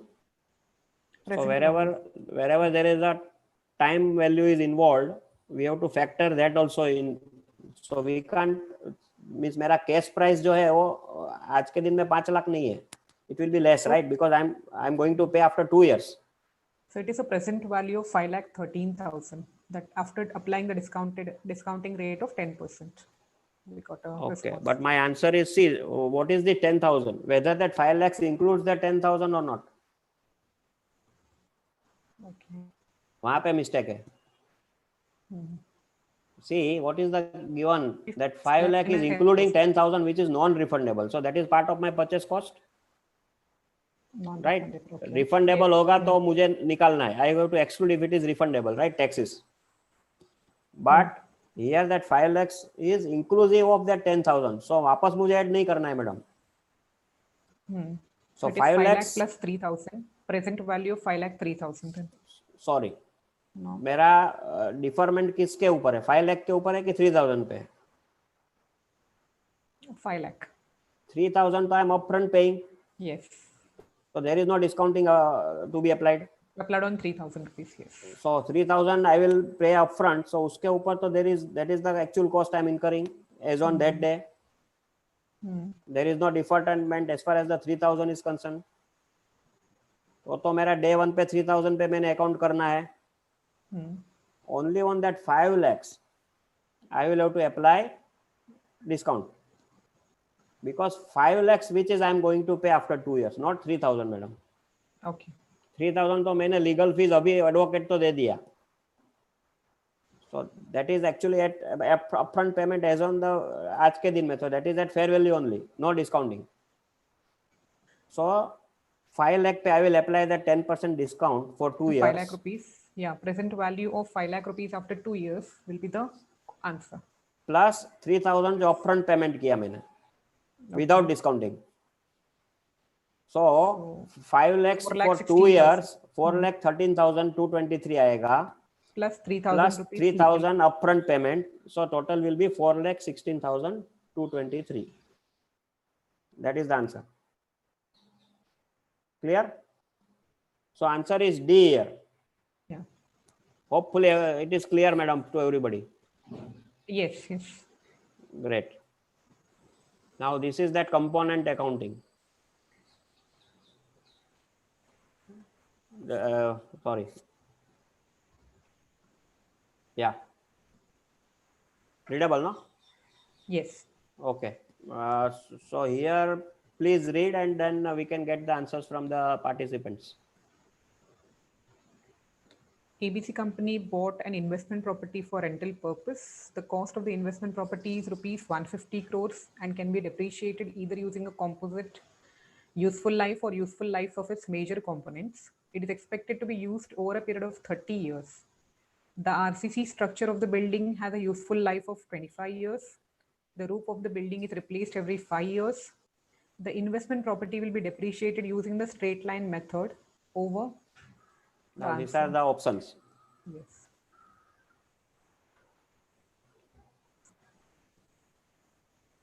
B. The answers, people are answering B. Good. B is the correct answer. Right? Yes. So this is how we use the component accounting, madam. Okay.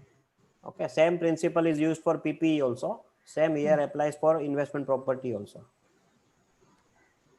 Clear? Okay. So I think this was for as far as Ind AS 40 is concerned. So now I think we can take few questions, and then we can have a 5-10 minutes break, and then we will start with the last one. So begin with the first question was related to that separation and insignificant criteria which you talked about in relation to investment property classification.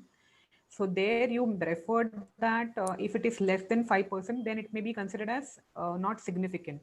So that threshold is not given, right? Under the Ind Nowhere, AS? nowhere, nowhere. Okay. So that was the first question. First thing is, madam, Ind AS is a principle-based standard. Okay. So it is not a rule-based standard, first thing, Okay. right? So in any of the standard, they will not provide a specific thumb rule criteria.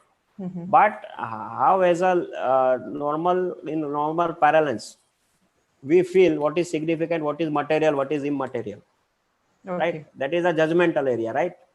Okay. But that's why that judgment, whatever you take, should be disclosed also. And generally, how people as a layman or anybody who has some knowledge of commerce and accounts will treat some item as a significant or insignificant. I think from that parallels, one will have to take a call. But standard will never use, because these are all principle based standard, madam, not rule based. Okay. So the second question is related to what would be the case if furniture is also given on rent along with building? This may be related to separation. Yeah. See, normally, if suppose my property is such that it has to be given furnished only, and I can't segregate के भाई okay furniture में अलग से दे रहा हूँ, building में अलग से दे रहा हूँ, then I will not be able to sell it, or I will not be able to rent it. So that furniture becomes part of my main building itself. Furnishings के साथ ही वो जा सकता है. Correct? Okay. Then no need to bifurcate, it will be part of my investment property. However, if it is possible that yes, additionally मैं कुछ दे रहा हूँ and it is not like attached to my property, I can remove it, and that person can use it his own furniture or furnishing something, and it is not attached to my property, then, and even I can give property without furniture also. Right? For example, suppose अपना institute का building है, right? So that वहाँ पे if suppose I am giving that classroom ready-made in my building, and because of that only it can be used as that, and all things are like equipments, everything is attached to my property, it cannot be removed. Suppose it is in such a manner, then I will say that is part of my investment property itself. I will treat it as a one, and I will not bifurcate between the two. However, if it is I can rent it separately and it is not fixed to my property, then that furniture can be treated as a PPE part, and investment property can be taken as a separate investment property. Yeah, this is how. So the next question is, so if a property is given on rent for 11 months period, thereafter it is again rented to different person for 11 months, then as such my purpose would be to earn rental income. But is it not a finance lease? Then is it but it is not finance lease. Okay, but it is not finance lease. Then is it investment property or PPE? That is the question. Do you want me to repeat the question? No, I understood. See, point is, friends, we have talked about segregation criteria, right? Separability criteria. That is where we see that whether I can lease it out as a finance lease or not, for the purpose of classification between investment property and PPE, right? Now, once you are able to fulfill that legally, समझो आज you are saying that I don't want to part with that property, so I want to go by operating leases, not the finance lease, correct? But legally, suppose कल उठ के आपने नक्की किया कि मुझे short term के लिए नहीं देना, I want to actually give it on finance lease. Whether legally that part you will be able to give it or not, I think that is what the criteria you have to fulfill. फिर आपने उसको operating lease के लिए दिया, short term के लिए, that is not the criteria, because this we are using for segregation purpose to determine whether it's investment property और not, right? फिर एक बार मेरा इन्वेस्टमेंट प्रॉपर्टी आया, because my objective is to earn out of rentals और capital appreciation, that is the main objective behind investment property, correct madam?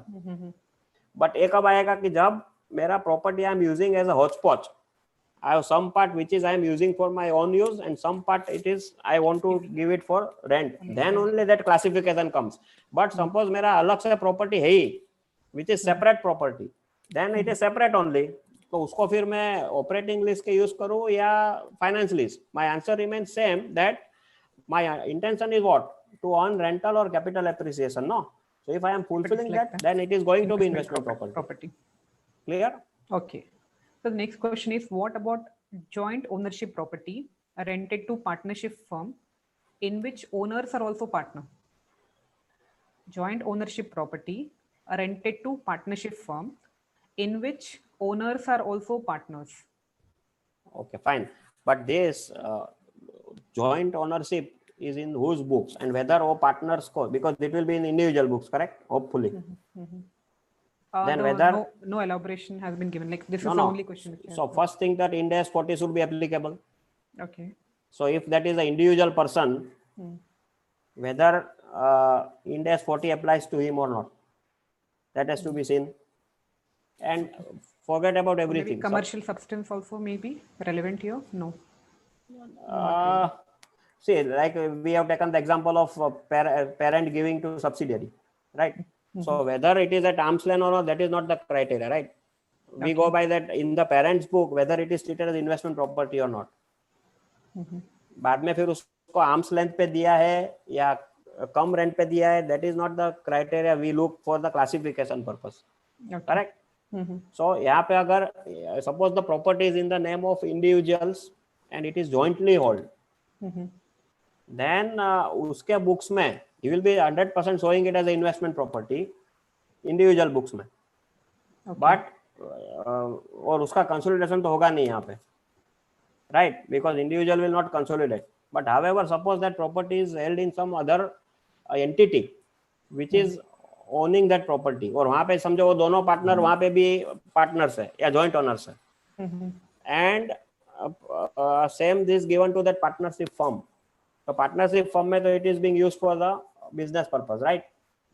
Correct. So partnership firm में it will it is a PP और may be on rent पे लिया है, जो भी है, right of use asset, and in that entity which holds that property, it will be investment property. So there's further clarification has come from this, the person, the querist. He's saying that it is company name, property is in company name, and partners are in the company on market rent. It is fine. That is not an issue. If company is holding the property, then as far as the company is concerned, it is being used for renting out. Correct? So हमने जो parent और subsidiary का example लिया था, same way will apply here. Entity का that standalone statement जो बनेगा, it will be treated as a investment property. okay. And suppose partnership firm उसके साथ कंसोलिडेट होता है, that cannot be the case. होता है तो then as a group it will be treated as a PP, but individual balance sheet में as far as the entity owning will be treated as a investment property. Yes yes, very clear. Okay.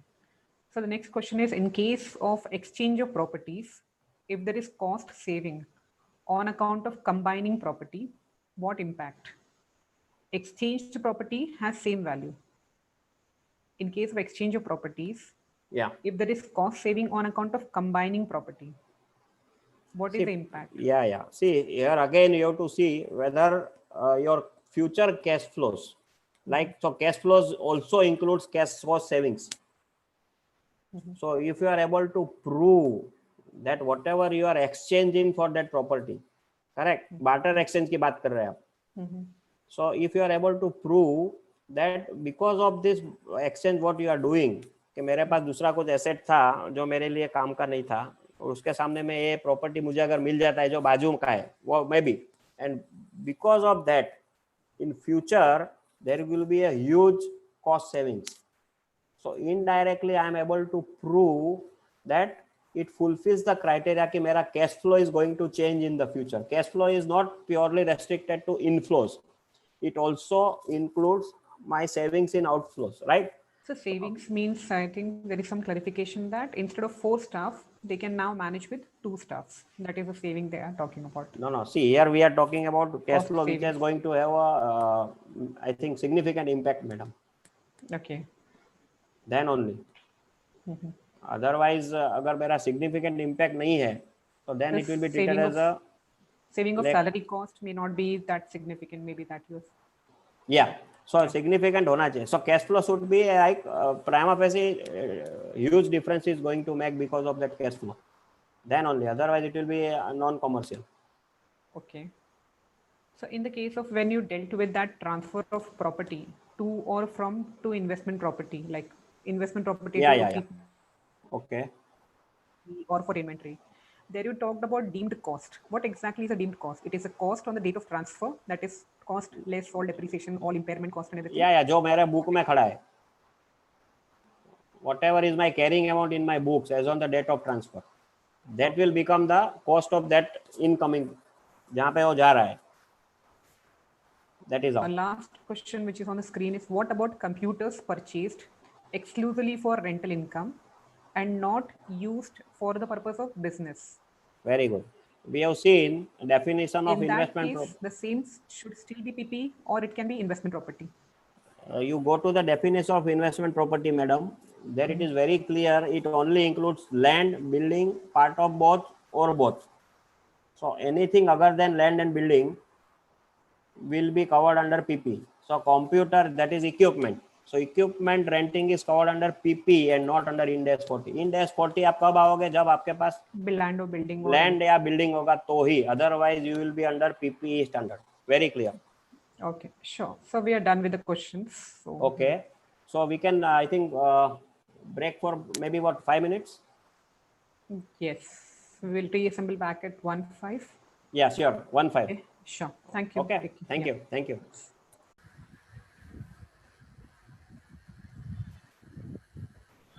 Yes, we are on. Okay.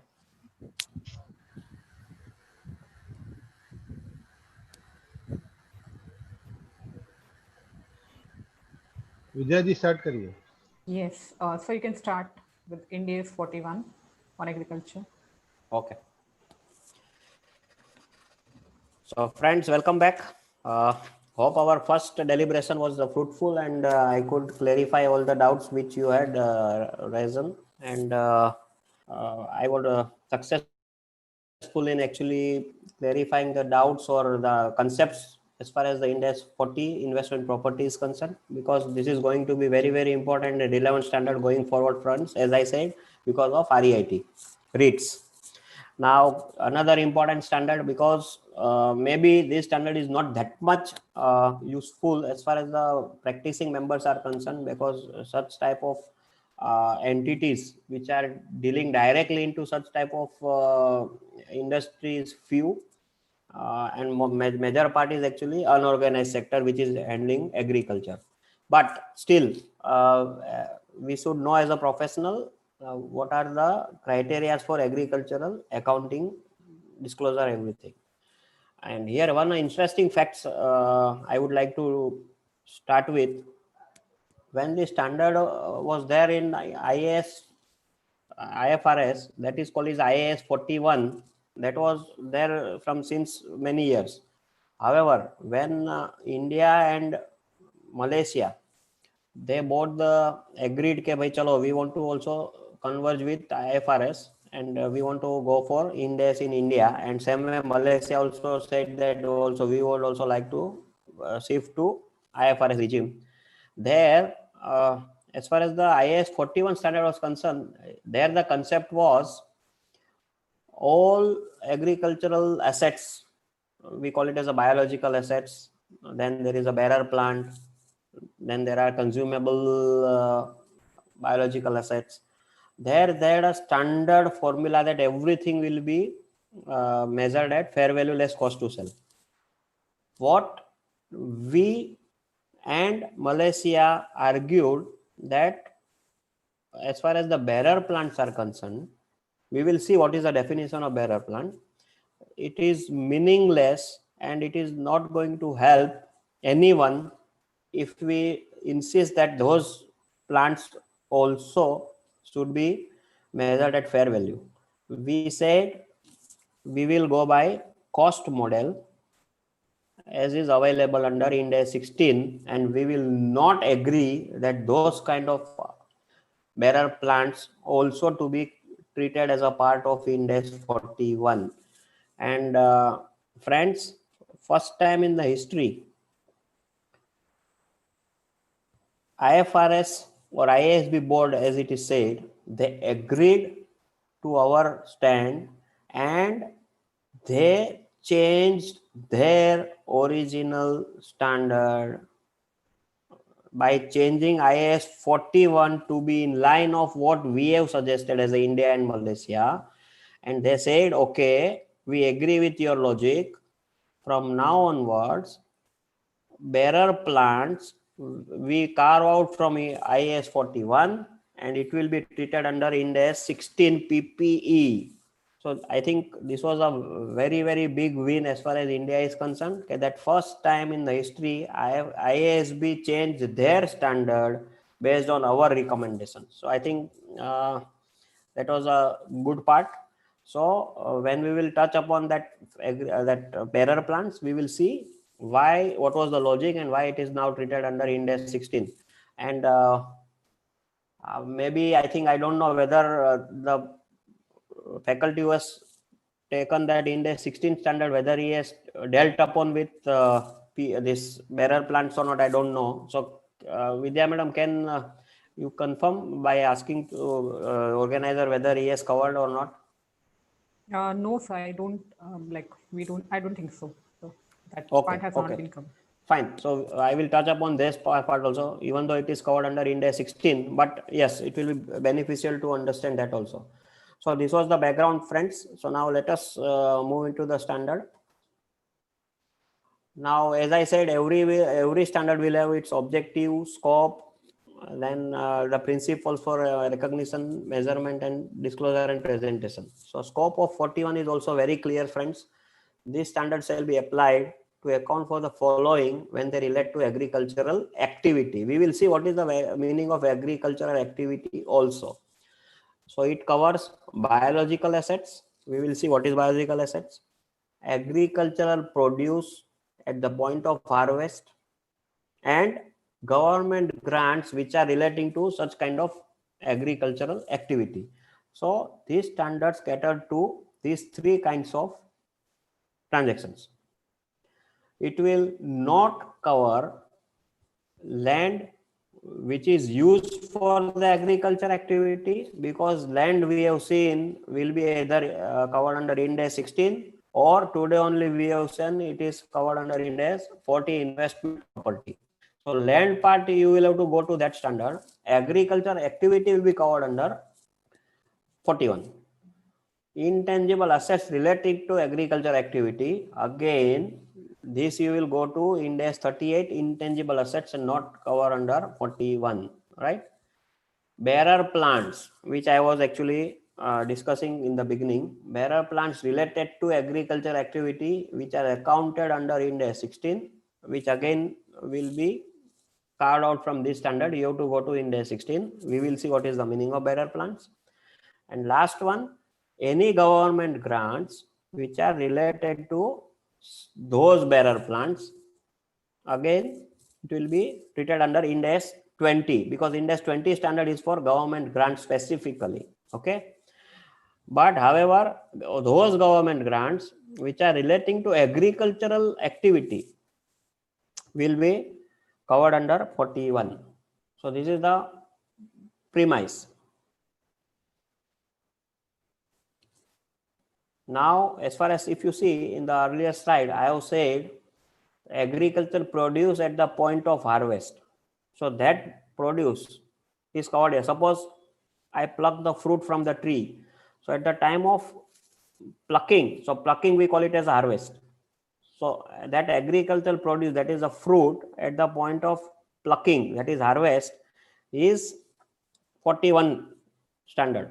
But afterwards, whatever I do with that fruit for processing further, that part will not be covered under 41. It will be treated as inventory, and you have to go to Ind AS 2 standard. Okay, so for the purpose of recognition under Ind AS 2, inventory का cost क्या होगा? At the point of plucking, fair value less cost to sell आएगा, and that will become part as a deemed cost for the purpose of accounting under Ind AS 2 for further processing. उसका cost वो गिना जाएगा. Clear, friends? So only agricultural produce at the point of harvest will be treated under 41. उसके बाद it will be treated as an inventory which will be covered under Ind AS 2 standard. So this is how you have to look at it. Now let us take few examples which will be very clear what we define as biological assets, what are agriculture produce, and products that are the result of processing after harvest. So these are the three separate parts, friends. So first part and the second column, that is agricultural produce, this generally will be either covered under Ind AS 16 if it is bearer plants, or otherwise if it is purely biological assets which is not under that bearer plants, then it will be under 41. Second column, it is for agricultural produce. This will be at the time of harvest, so this will be treated under 41. And uske baad jo last column hai, whatever items are you can find over there, that will be treated as a inventory under Ind AS 2. So you are not valuing it under 41. बाद में जो भी उसका process होता है, that will be covered under Ind AS 2 principles, right? So that we will see. So now before we go further, let me tell what is the difference between biological asset and bearer plant. See, biological assets includes what? Living animals and living plants. Okay. When I say that what is my bearer plant, so there the definition itself says it covers only plant, not bearer animals. Right? So if you take the example of cow, it can give milk also and it can produce a calf also. Correct? So it is also a bearer animal, and it also carries the fruits also, like milk produce. But for bearer plant, it only covers plants which are capable of use for more than one season. That we call it as a bearer plant, and not animals. Bearer animals will be biological assets. Other plants also will be biological assets. Only those plants which has a longer life and which can bear produce for more than one period of time, or 1 year, 2 years, 3 years, maybe 10 years, 15 years. वो type के जो bearer plants है, which I am using only for bearing those produce, and my intention is not to sell that plant itself, but use that plant as if I am using my plant and machinery to produce the goods. If that is the case, and ultimately जैसे मेरा plant and machinery में at the end of the useful life I will sell it as a scrap, same way ये मेरा bearer plant after suppose 10-15 seasons that productivity is dropped and it is no more able to bear the produce, then what I will do, I will cut that tree and sell it as a scrap. So then it fulfills all the criteria which I use for defining my PPE. So those kind of plants which are bearer plants, which has a useful life of more than 1 year, it can bear the produce for more than 1 year, and my intention is not to sell that plant but to use that plant to produce the agriculture produce for more than one season. And ultimately at the end of the useful life, when it is no more capable of producing those agriculture produce, I will cut it and use it as sell it as a scrap. Then it is, we call it as a bearer plant. That will not be covered under Ind AS 41. It will be taken to Ind AS 16, and treatment will be what we give for other normal plant and machinery. So this is how it will be treated. Otherwise उसको छोड़ के जितने भी living plants and living animals है, that will be covered under 41, that we call it as a biological assets, right? So a few of the examples I can give is मेरे जो maize, wheat, jowar, bajri, so that I use, so that I will have to cut, that is only for one season. तो मुझे पूरा ही निकाल देना पड़ेगा. It will only one season. Again next year के लिए वापस मुझे reap करना पड़ेगा, right? So that we treat it as a biological asset. It is not a bearer plant. क्योंकि उसको मैं wheat के साथ पूरा उसको निकाल ही दूंगा, कट करना पड़ेगा मुझे, correct? However, suppose I take example of apple tree, or I take the example of mango tree. So that will have a season, maybe 30 seasons तक apple tree चलेगा. There can be a mango tree be with bearer the fruit for 30 seasons, right? 30 साल तक. So that we call it as a bearer plant. So that will be outside the scope of 41. It will be treated under 16, right? Like example vines है, जो wines में मैं grapes निकालता हूँ, तो that उसको लाइफ ज्यादा है, इट इज नॉट 1 year, राइट? So that will be treated as a bearer plant.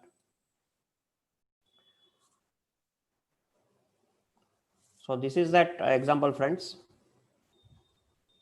Now let us go to the definition. As we have seen, what is the agriculture activity? Agriculture activity is the management by an entity of the biological transformation and harvest of biological assets from cell or for conversion into agricultural produce or into additional biological assets. So friends, to be an agriculture activity, it should be managed in a systematic manner. It is not that कि मैं जंगल में गया और fruit तोड़ के आ गया, that becomes agriculture. No friends, unmanned forest, unmanned ocean में जाके मैंने फिशिंग कर ली, that is not a agriculture activity, because these are all open source, unmanned है, it is not systematic. But suppose उसकी जगह मैंने पोल्ट्री फार्म खोला है, सिस्टमेटिकली वहां पे मैं पोल्ट्रीज का बिजनेस कर रहा हूँ, उसको ब्रीड कर रहा हूँ, उसको that environment I am creating, so that nurturing I am doing proper, उनको नरिशमेंट दे रहा हूँ ताकि best of the eggs comes out, best of the by products comes out of that chicken, right? So there is a systematically I am running that activity, I am creating that atmosphere so that I can manage it properly, plus मैं उसको measure कर सकता हूँ, उसका जो output है क्या है, exactly I can measure things. So there should be a capability to manage that activity. I am providing that environment so that it properly grows and yields the proper results, and whatever result comes out, I am able to measure those results. Then we call it that if I am systematically running this, then it becomes an agriculture activity, and it is covered under the definition of agriculture standard. Otherwise it is not covered, right? So for example, suppose मैं zoo में, if I am running a zoo and there I have animals, right friends? zoo में मेरे पास animals रहेंगे, पिंजरे के अंदर tiger, lion, elephants, zebra, everything will be there. Whether it's agriculture activity? Answer is purely no, because there I am not using that animals for properly cultivating or breeding fruits out of them or bearer products, or I don't want that. I am using them as a tool to entertain my people or the visitors. So there it becomes either my inventory or it becomes my PPE standard, right? But not 41, because that will not be covered under agriculture activity of the zoo, right? Suppose in pharmaceutical industry, they use bacteria, correct? So bacteria are living animals. Can we say that it is also agriculture activity for that pharmaceutical industry? Answer is no. They are using that bacteria to test or produce the inventory for them. So that will be treated as an inventory, like consumables for them, and not under agriculture produce or agriculture activity. So this is how you have to look into it. What is the agriculture produce, friends? It is the harvested product of the entity's biological assets. And as we have seen, biological assets are living animals or plant. So whatever those animals or plant is able to produce, like cow will give milk, so milk becomes the agricultural produce by using that biological asset. Plant will give you fruits, the fruit becomes your agricultural produce. Wheat, maize, jowar, bajra, these are all examples of agriculture produce which comes out of that biological asset. So these are the examples of agriculture produce. Bearer plant, I think we have seen. What is important is it is a living plant. So friends, animals are not covered under bearer plant. It is living plants which is used in the production or supply of agricultural produce. Second, is expected to bear produce for more than one period and has a remote likelihood of being sold as agricultural produce, except for incidental scrap sales. So if you see, the definition fulfills what we define as a plant and machinery, friends, correct? So this is how bearer plant is to be defined.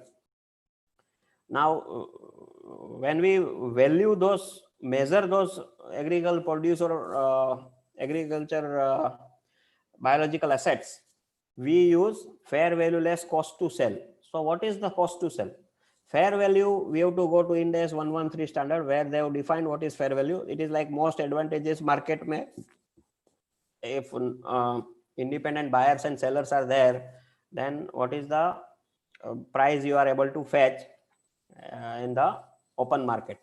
That is, we call it as a fair value. Cost to sell is, friends, as the incremental cost directly attributable to the disposal of an asset, which will exclude finance cost and income tax. So what costs are covered? Suppose agricultural produce मैं market में लेके जाऊंगा, तो then I think I will have to pay some commodity tax, जैसे STT होता है अपने for the purpose of security. Same way there will be some commodity tax. So you will have to pay to the broker, right, to sell that produce. So जो उसका commission आएगा, that is also part of my cost to sell. So some transfer taxes will be there. So those things are, or I have to pay something to the exchange also, commodity exchange. So those costs are treated as a cost to sell. So I have to reduce this from the fair value to for the purpose of measurement of that biological asset or agriculture produce. So this is very, very important. And however, it will not cover finance cost and income tax. Clear? Now, having seen what are my agriculture produce, what are my biological assets, what are my bearer plants, now comes recognition. So as we have seen in other standards also, recognition principle will always have two things very common. One is that there should be probability of future economic benefits coming out of that to the entity, and fair value or cost can be reliably measured. Because this standard is catering to fair value here, that's why you will find there is a fair value or cost. Otherwise, generally you will find everywhere in other asset standards, cost is the word they use. So fair value or cost can be reliably measured, probable that future economic benefits will flow to the entity, and most important, because these are plants, animals, so how you say that you control this animal, right? मालूम कैसे पड़ेगा? So that's why they have added that you should be able to control that animal to be yours. तो इसमें control कैसे होता है? तो in this field, I think जब when a new animal is born, they put some stamp or some mark on that animal to prove that it is my animal, right? So I think in this industry, they use such things to prove who is controlling that animal or plant. So that has to be proved. Second condition is that future economic benefits should be probable, and third should be that fair value or cost can be reliably measured. If you are able to fulfill these criteria, then you can recognize that biological asset or agricultural produce in the books. Correct? That is the recognition principle. Okay, now you fulfill the criteria to recognize. Now how you will measure it initially? So as I said, here everything is at fair value, friends.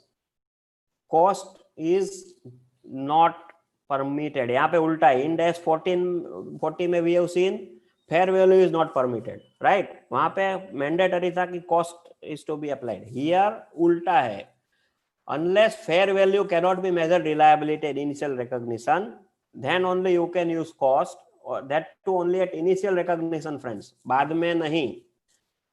Otherwise, so always as a thumb rule under Ind AS 41, everything, whether it is initial measurement or subsequent measurement, you have to measure it at fair value less cost to sell. Cost method is not permitted unless at the time of initial recognition you are not able to determine the fair value. That is the only time when cost is permitted.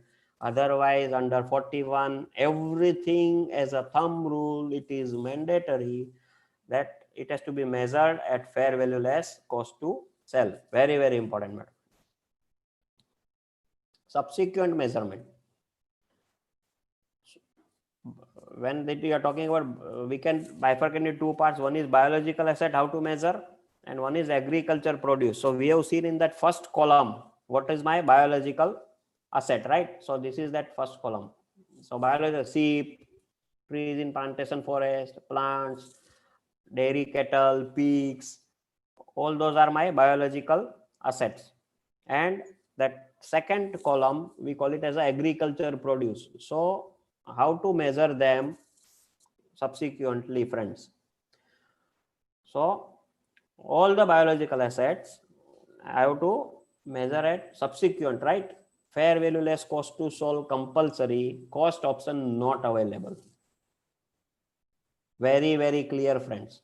Subsequent measurement में I don't have any option to measure it at cost. Mandatorily, it has to be at fair value. However, as we have seen for agricultural produce, when I pluck the fruit or when I get the milk, that is, we call it as at the point of harvest, right? Detachment from the biological asset. At that point time, I will value it using fair value less cost to sell, right?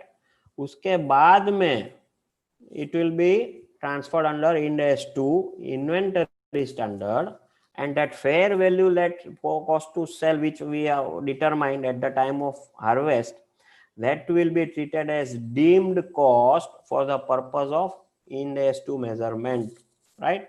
And we all know Ind AS 2 mein how we measure the inventory in subsequently cost or NRV, whichever is lower. So once it is transferred to Ind AS 2, friends, then we will follow the principle of measurement as per Ind AS 2 standard.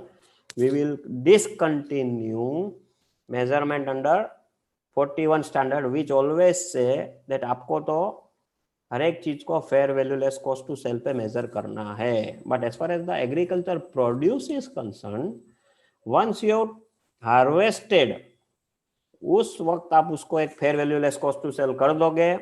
उसके बाद you will go to Ind AS 2 standard for further measurement. Clear? This is how you have to treat it as. Very, very important.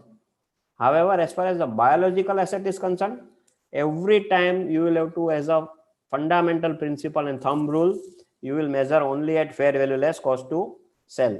Cost option is not permitted.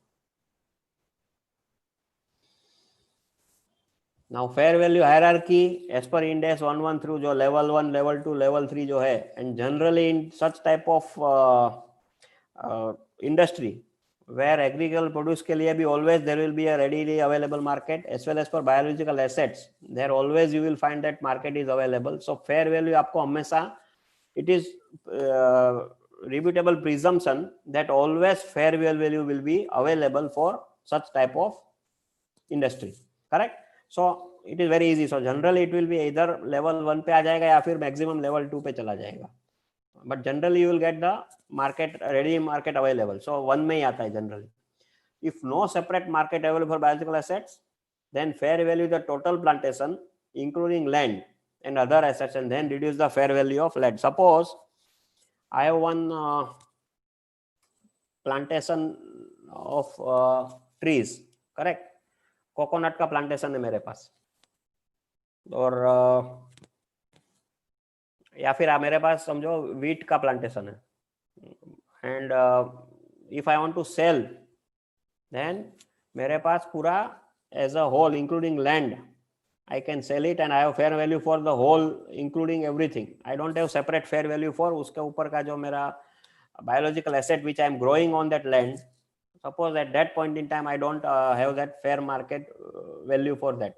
So then what the standard says, कि suppose उसका नहीं मिल रहा है लेकिन आपको total का मिल रहा है including land, then you value the total plantation including land, और फिर उसमें से fair value of land आप less कर दो to arrive at the fair value of that biological asset which are grown on that land. So balancing figure, residual method say you can do it if it is not available to you, but ultimately the standard is very clear. Whatever method you use, you will have to value it at fair value less cost to sell only. Cost model is not permitted. Clear? This is very, very important. So whether directly or indirectly, ultimately the answer should be fair value. Now, as we have seen that they have said that only at the time of initial recognition for biological assets, they permit cost, otherwise fair value is mandatory, right? So which are those criteria that fair value presumption can be rebutted? Only on initial recognition for a biological for which quoted market price are not available, and for which alternative fair value measurements are determined to be clearly unreliable. If these are the conditions, if you are able to fulfill, then only for that limited period of time at the initial recognition stage you can use a cost method, otherwise fair value has to be done. Gain and losses.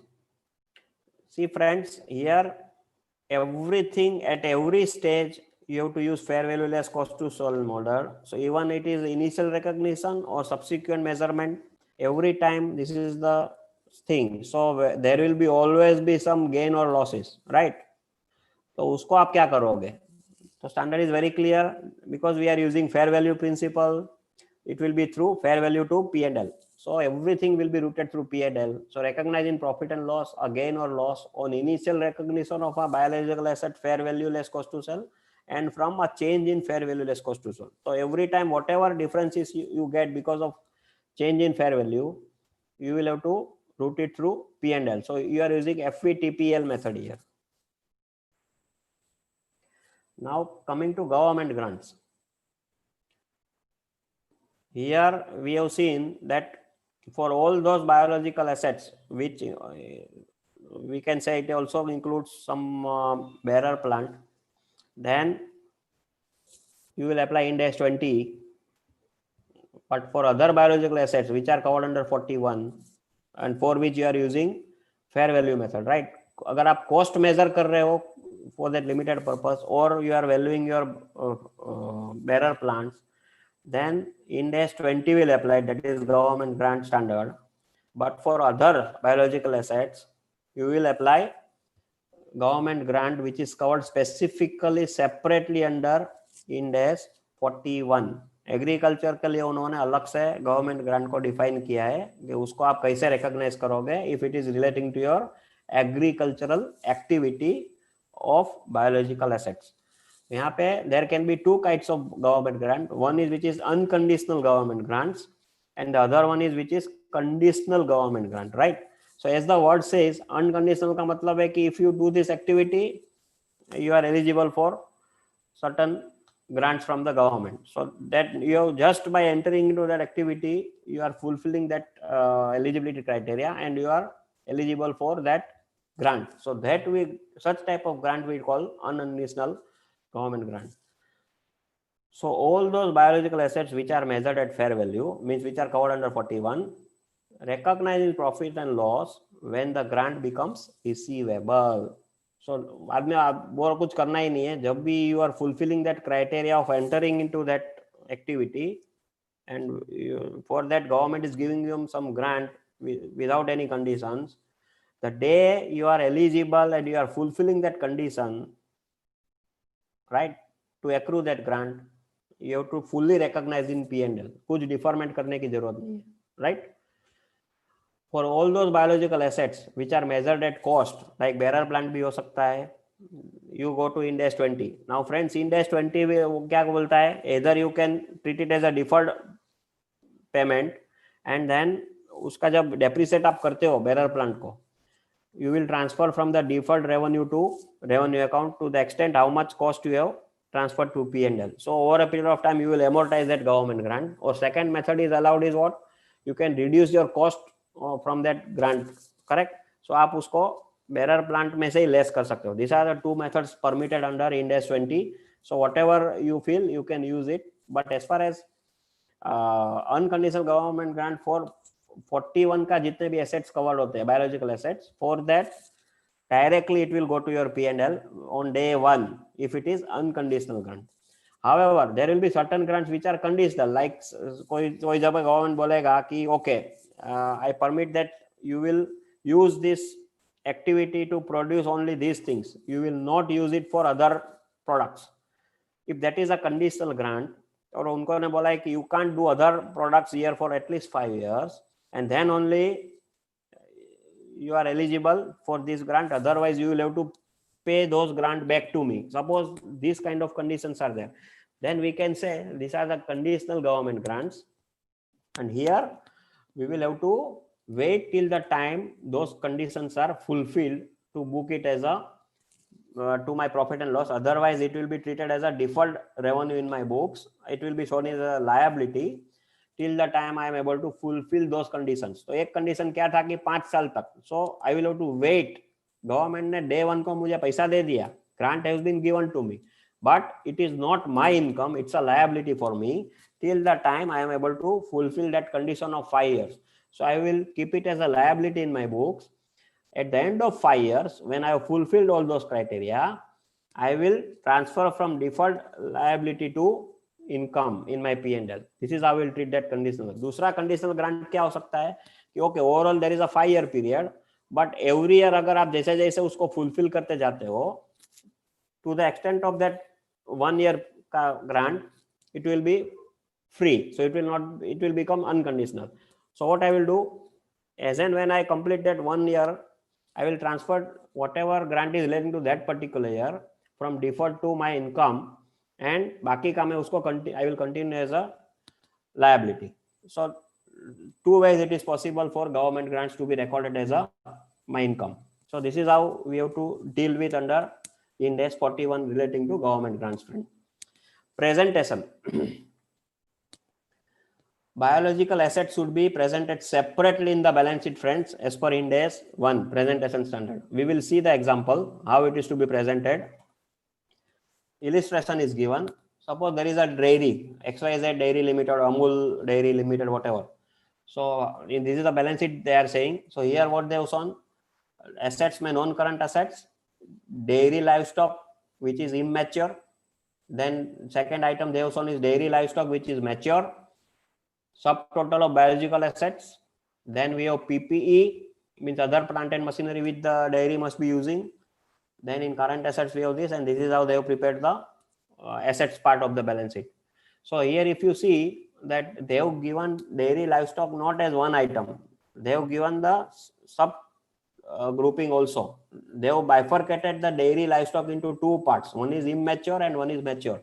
So standard is saying that it is not mandatory, but however we will encourage that if users are able to get those information कि आपके पास total livestock में से कितने immature है, कितने mature है, because in this industry age, quality, there are different criteria to define that particular quality of that plant or animal, right? So based on that criteria which the industry is using, if you are able to present also in your financial statements based on such criteria, then it will be helpful for the users. So standard is encouraging that, but not required, to provide such quantified description of each group of biological assets, distinguishing between consumable and bearer biological assets, or between mature and immature biological as appropriate. And wherever you are using this, then you have to disclose that what is the basis of your distinction. क्या आप immature किसको गिनते हैं आप? Maybe up to 1 year or below 1 year जो भी रहेगा उसको मैं immature गिनूंगा. After 1 year it becomes my mature. So whatever that criteria you have used, that you will be able to disclose it. That is what the standard is saying, friends. Now how we will present in your P&L account? So dairy hai, so then what will have? Fair value of milk produce. So that will be that milk which they have produced, they will value it at fair value. Gains arising from changes in fair value less cost to sell of dairy livestock. So this is what we call it as a biological assets. So उसमें भी जो fair value change हुआ है during the period, that they are saying it is 39,930. That we will see how they have arrived it. So that also fair value has to be taken to P&L. Whatever changes in fair value has to be taken to P&L, even if it is on biological assets, right? And now let us see how they value that changes in fair value of the livestock. Now, what is their accounting policy, friends? Livestock and milk. Livestock are measured at their fair value less cost to sell. The fair value of livestock is based on quoted prices of livestock of similar age, breed, and genetic merit in the principal or most advantageous market for the livestock. So this is the policy what they are saying, that how we are fair valuing. And normally if you see, this is the quarter prices are available. So it will be level 1 as per Ind AS 113. So this was regarding that biological assets. Now coming to produce, milk is the agricultural produce, right? So milk is initially measured at its fair value less cost to sell at the time of milking. So we call it as a time of harvest. So that is what they have to value at fair value less cost to sell. The fair value of milk is based on quoted price in the local area in the principal or most advantageous market for the milk. So again, it is level 1 category they are valuing, and at the time of milking, what is the fair value of that milk? That is what they are using to recognize that milk, correct? So that is fair value less cost to sell. Now biological assets reconciliations, how they are doing, see. So if you see that I note number 3, biological assets subtotal they are giving December 2010, suppose it was 4,59,570, right? Current year December 2011 it is showing as 4,25,050. So how that movement has happened between the opening and closing balance, this is what they are trying to disclose here. So they have given reconciliation of carrying amount of dairy livestock opening and how they have arrived at that 4,25,000 which is the closing. So क्या क्या हुआ है? Opening balance increase due to purchases. So this much livestock they must have purchased during the period. Gain arising from changes in fair value less cost to sell attributable to physical change. So maybe in the opening में कोई immature रहेगा which has now become mature. तो उसका because of physical change उसका fair value में कितना change आया, that they want to separate it out. Gain arising from changes in fair value less cost to sell attributable to price change. तो price में क्या change हुआ opening और closing के बीच में, so that they want to disclose separately. And certain animals they must have sold livestock, so decrease is due to sales, how much they have sold during there, so that also they have reduced. So then accordingly they have arrived at the carrying amount as per 31st March balance sheet.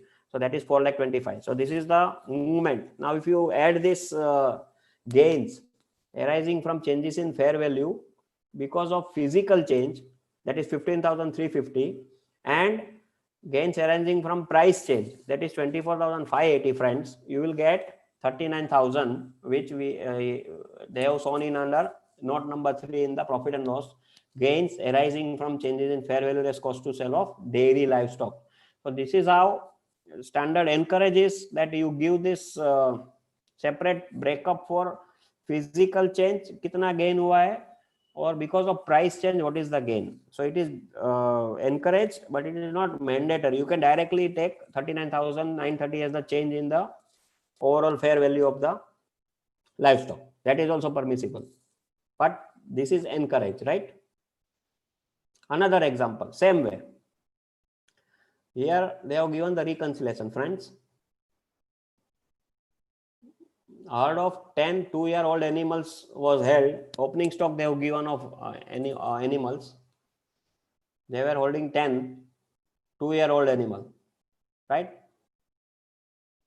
Then they have given that one animal aged 2.5 years was purchased on 1st July, means in between the year, 6 months mein, for so and so price.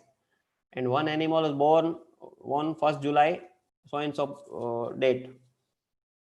No animals were sold or disposed of during the period. Per unit fair value less cost to sell they have given for each kind of animal with the dates.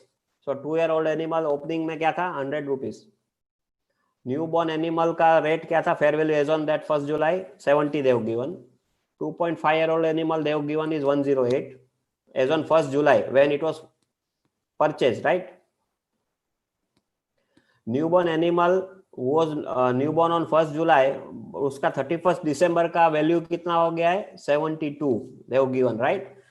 Now 0.5-year-old animal at 31st December is 80. So in between समझो कोई जो नया born हुआ था, correct? तो उसका अभी 31st March December को he must have grown by 6 months, right? तो 0.5 year उसका age हो गया, तो उसका fair value as on 31st December they have given it is 80, correct? 2-year-old animal 31st December को 105 का वैल्यू हो गया. 2.5-year animal उसका वैल्यू दिया है 111, and 3-year-old animal as on 31st December they have given value is 120. So based on this they want that we should give the breakup कि कैसे उसको वैल्यू किया जाएगा, what is the changes in fair value. So starting point is what, as on 1st January we were having 10 animals, right, 2 year old. तो उसका price उन्होंने दिया है 100. सो 10 into 100 is 1000, correct. Now they have purchased one animal which is 2.5 year old. So 1 into 108, so 108 आपका add हो गया. Now there are increases because they have said that there is no sale during there, correct. So now we have to find what will be the valuation as on 31st December. तो उसको कैसे किया है, they have bifurcated into changes due to price change and changes due to physical change. तो उसका उन्होंने breakup दिया है, increase in fair value less cost to sell due to price change. तो जो ओपनिंग में 10 था, राइट, उसका अभी 31 दिसंबर को अगर वही रहता था तो 105 हो गया. So that has increase. दूसरा था जो मेरा जो 108 में मैंने परचेस किया था, उसको 31 मार्च का 31 दिसंबर का 2.5 का प्राइस चेंज क्या हो गया, 111. So there is a 3 rupees increase. Same way जो न्यू बॉर्न था, एज ऑन जुलाई उसका रेट था 70. सेम एनिमल का rate as on 31 December has become 72. So उसका 2 रुपीज का चेंज हो. तो then they have multiplied, so we got 55 rupees as a change because of price change. Now physical change भी हो गया, right.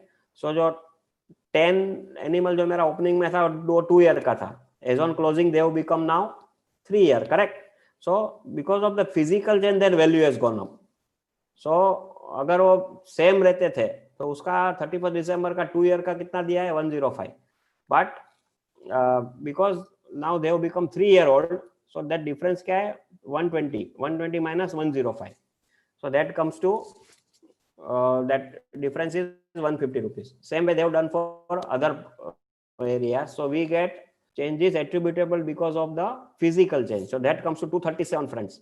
So that way total fair value less cost to sell of the total herds as on 31st December directly अगर आपको लेना है तो 11 into 120, so 1320. And one animal है जिसका वैल्यू हो गया है जो हाफ ईयर हो गया है तो 80. So total comes to 1400. So if you add up all this things, all the three things, you will get the answer as 1400. But the standard says instead of directly putting that amount, it is encouraged that you give the attributes change also because of price and because of physical change. I think this is very, very important. And this example, I think, will very well clear your doubts that how to account for such type of changes due to attributes. Now, friends, one example I have taken as a case study. So let me take that also, and then we can close and take up any questions which you have.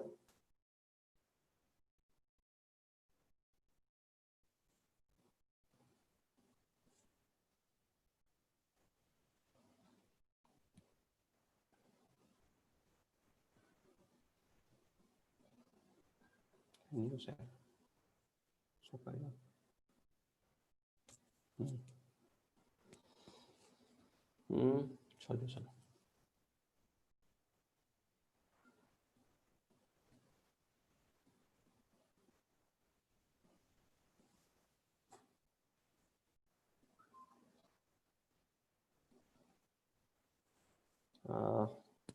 पहला question करें.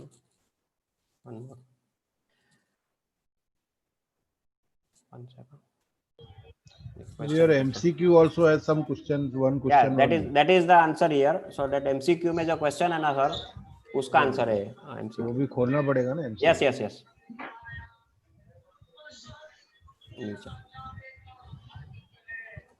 Page number 5 होगा last.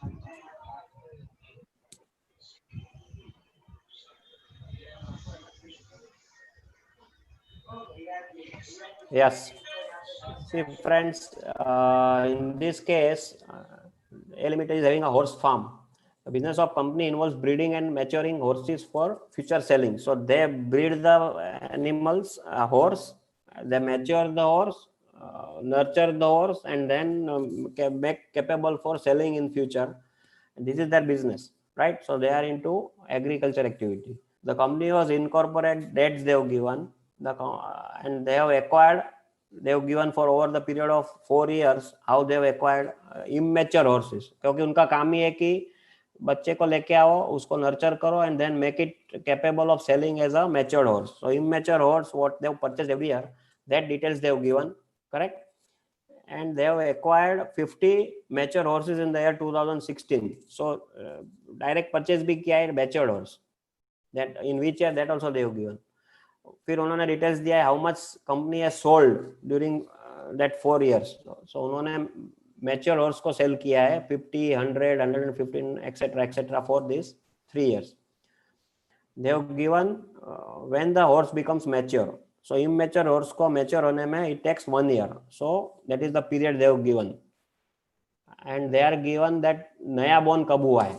So there are 10, 10 and 20 newborn horses in 17, 18 and 19. This is also, they have provided us the details. During the period analysis, all the movements and transactions took place at 31st December of each year. So to avoid any complication, we are presuming that जो भी cell हो रहा है या जो भी movement हो रहा है, as on 31st December every year हो रहा है. The transportation costs are given per unit, which is variable. In practice, it is likely to be fixed cost. General information about the fair value, because see, this is what we require, right, under 41, because this is my biological asset, horse. This is living animal. For both and mature and immature horses they have given. 16 में क्या था immature horse का fair value, mature का क्या था, auctioneer's fees, because we have said that fair value less cost to sell, so I will have to reduce auctioneer's fees also, right? Then they have given transportation cost क्या लगेगा per horse. Same way for 17 they have given, 18 they have given, 19 they have given.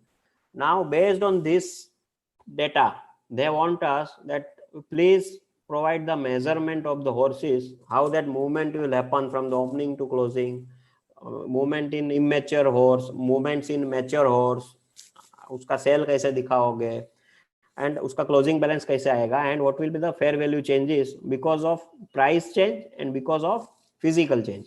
This is what, friends, they want us to prepare that table. Right, so let me now, so this is the background.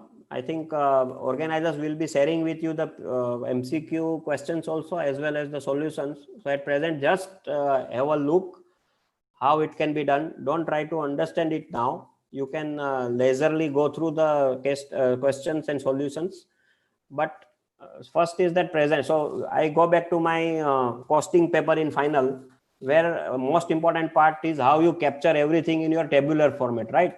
So same thing will apply here कि पहले तो आप उसको tabular format में कैसे बनाओगे. So first is we prepare that table for immature horses, और उसका जो भी हमको डेटा मिला है quantitative data, उसको पहले हम उसमें फीड करते जाएंगे. So first prepare immature horse का टेबल. So वहाँ पे ओपनिंग बैलेंस उन्होंने बोला था कि स्टार्टिंग में नहीं था, दे परचेज फर्स्ट ईयर, तो 100 आया. फिर नेक्स्ट ईयर का उन्होंने बोला कि 105 हैव एक्वायर्ड, और ये opening closing balance of first year will become opening balance of next year, right. और हमने देखा कि इमैच्योर में से मैच्योर होने में इट टेक्स 1 year, राइट. सो 16 का जो मेरा इमैच्योर था, I will have to transfer that immature to mature table in the next year. तो 17 में जो मेरा 16 में जो मेरा 100 था, which was I acquired, which were immature, 17 में they will become mature. So मैंने आपको दिखेगा कि transfer to mature करके 100 मैंने बताया in 2007 column 17. So that 100 will go to my mature table, right? यहाँ से निकल जाएगा.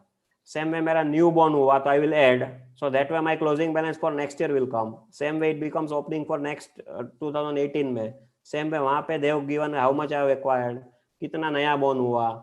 फिर ट्रांसफर टू मैच्योर, तो लास्ट ईयर का मेरा जो भी मैंने एक्वायर किया था या न्यू बॉर्न हुआ था, next year it will become mature. So मुझे वहां से ट्रांसफर कर देना पड़ेगा. सो इन दिस केस 2017 में if you look at the table, I have acquired 105 immature. There were 10 newborn which were immature. So total मेरा 115 था. जो 2018 में it will become mature. So I will transfer it to in 2018 it will transfer to mature. So 115 I have reduced from here, right, friends? Same way it will go on henceforth. Then they have given fair value less cost to sell per horse each year for immature, 100 मैंने नीचे डाल दिया, तो उसके basis पे मुझे आ गया कि क्लोजिंग बैलेंस का वैल्यू कितना मेरा आना चाहिए. सो that is the last line which I have put. So this is the first part. Same way we will have to prepare a table for mature horses, right friends? So same way मैंने वही principle apply किया. This table is for my mature horses. So I have put the same information here. तो यहाँ पे मैंने दिखा है कि एक्विजिशन भी किया है, plus I have received from the immature horse, so transfer from immature horse का table, so that I have added. मैंने सेल कितना किया है that also they have given, so that I have reduced, so I got the closing balance of matured horses at the end of the period.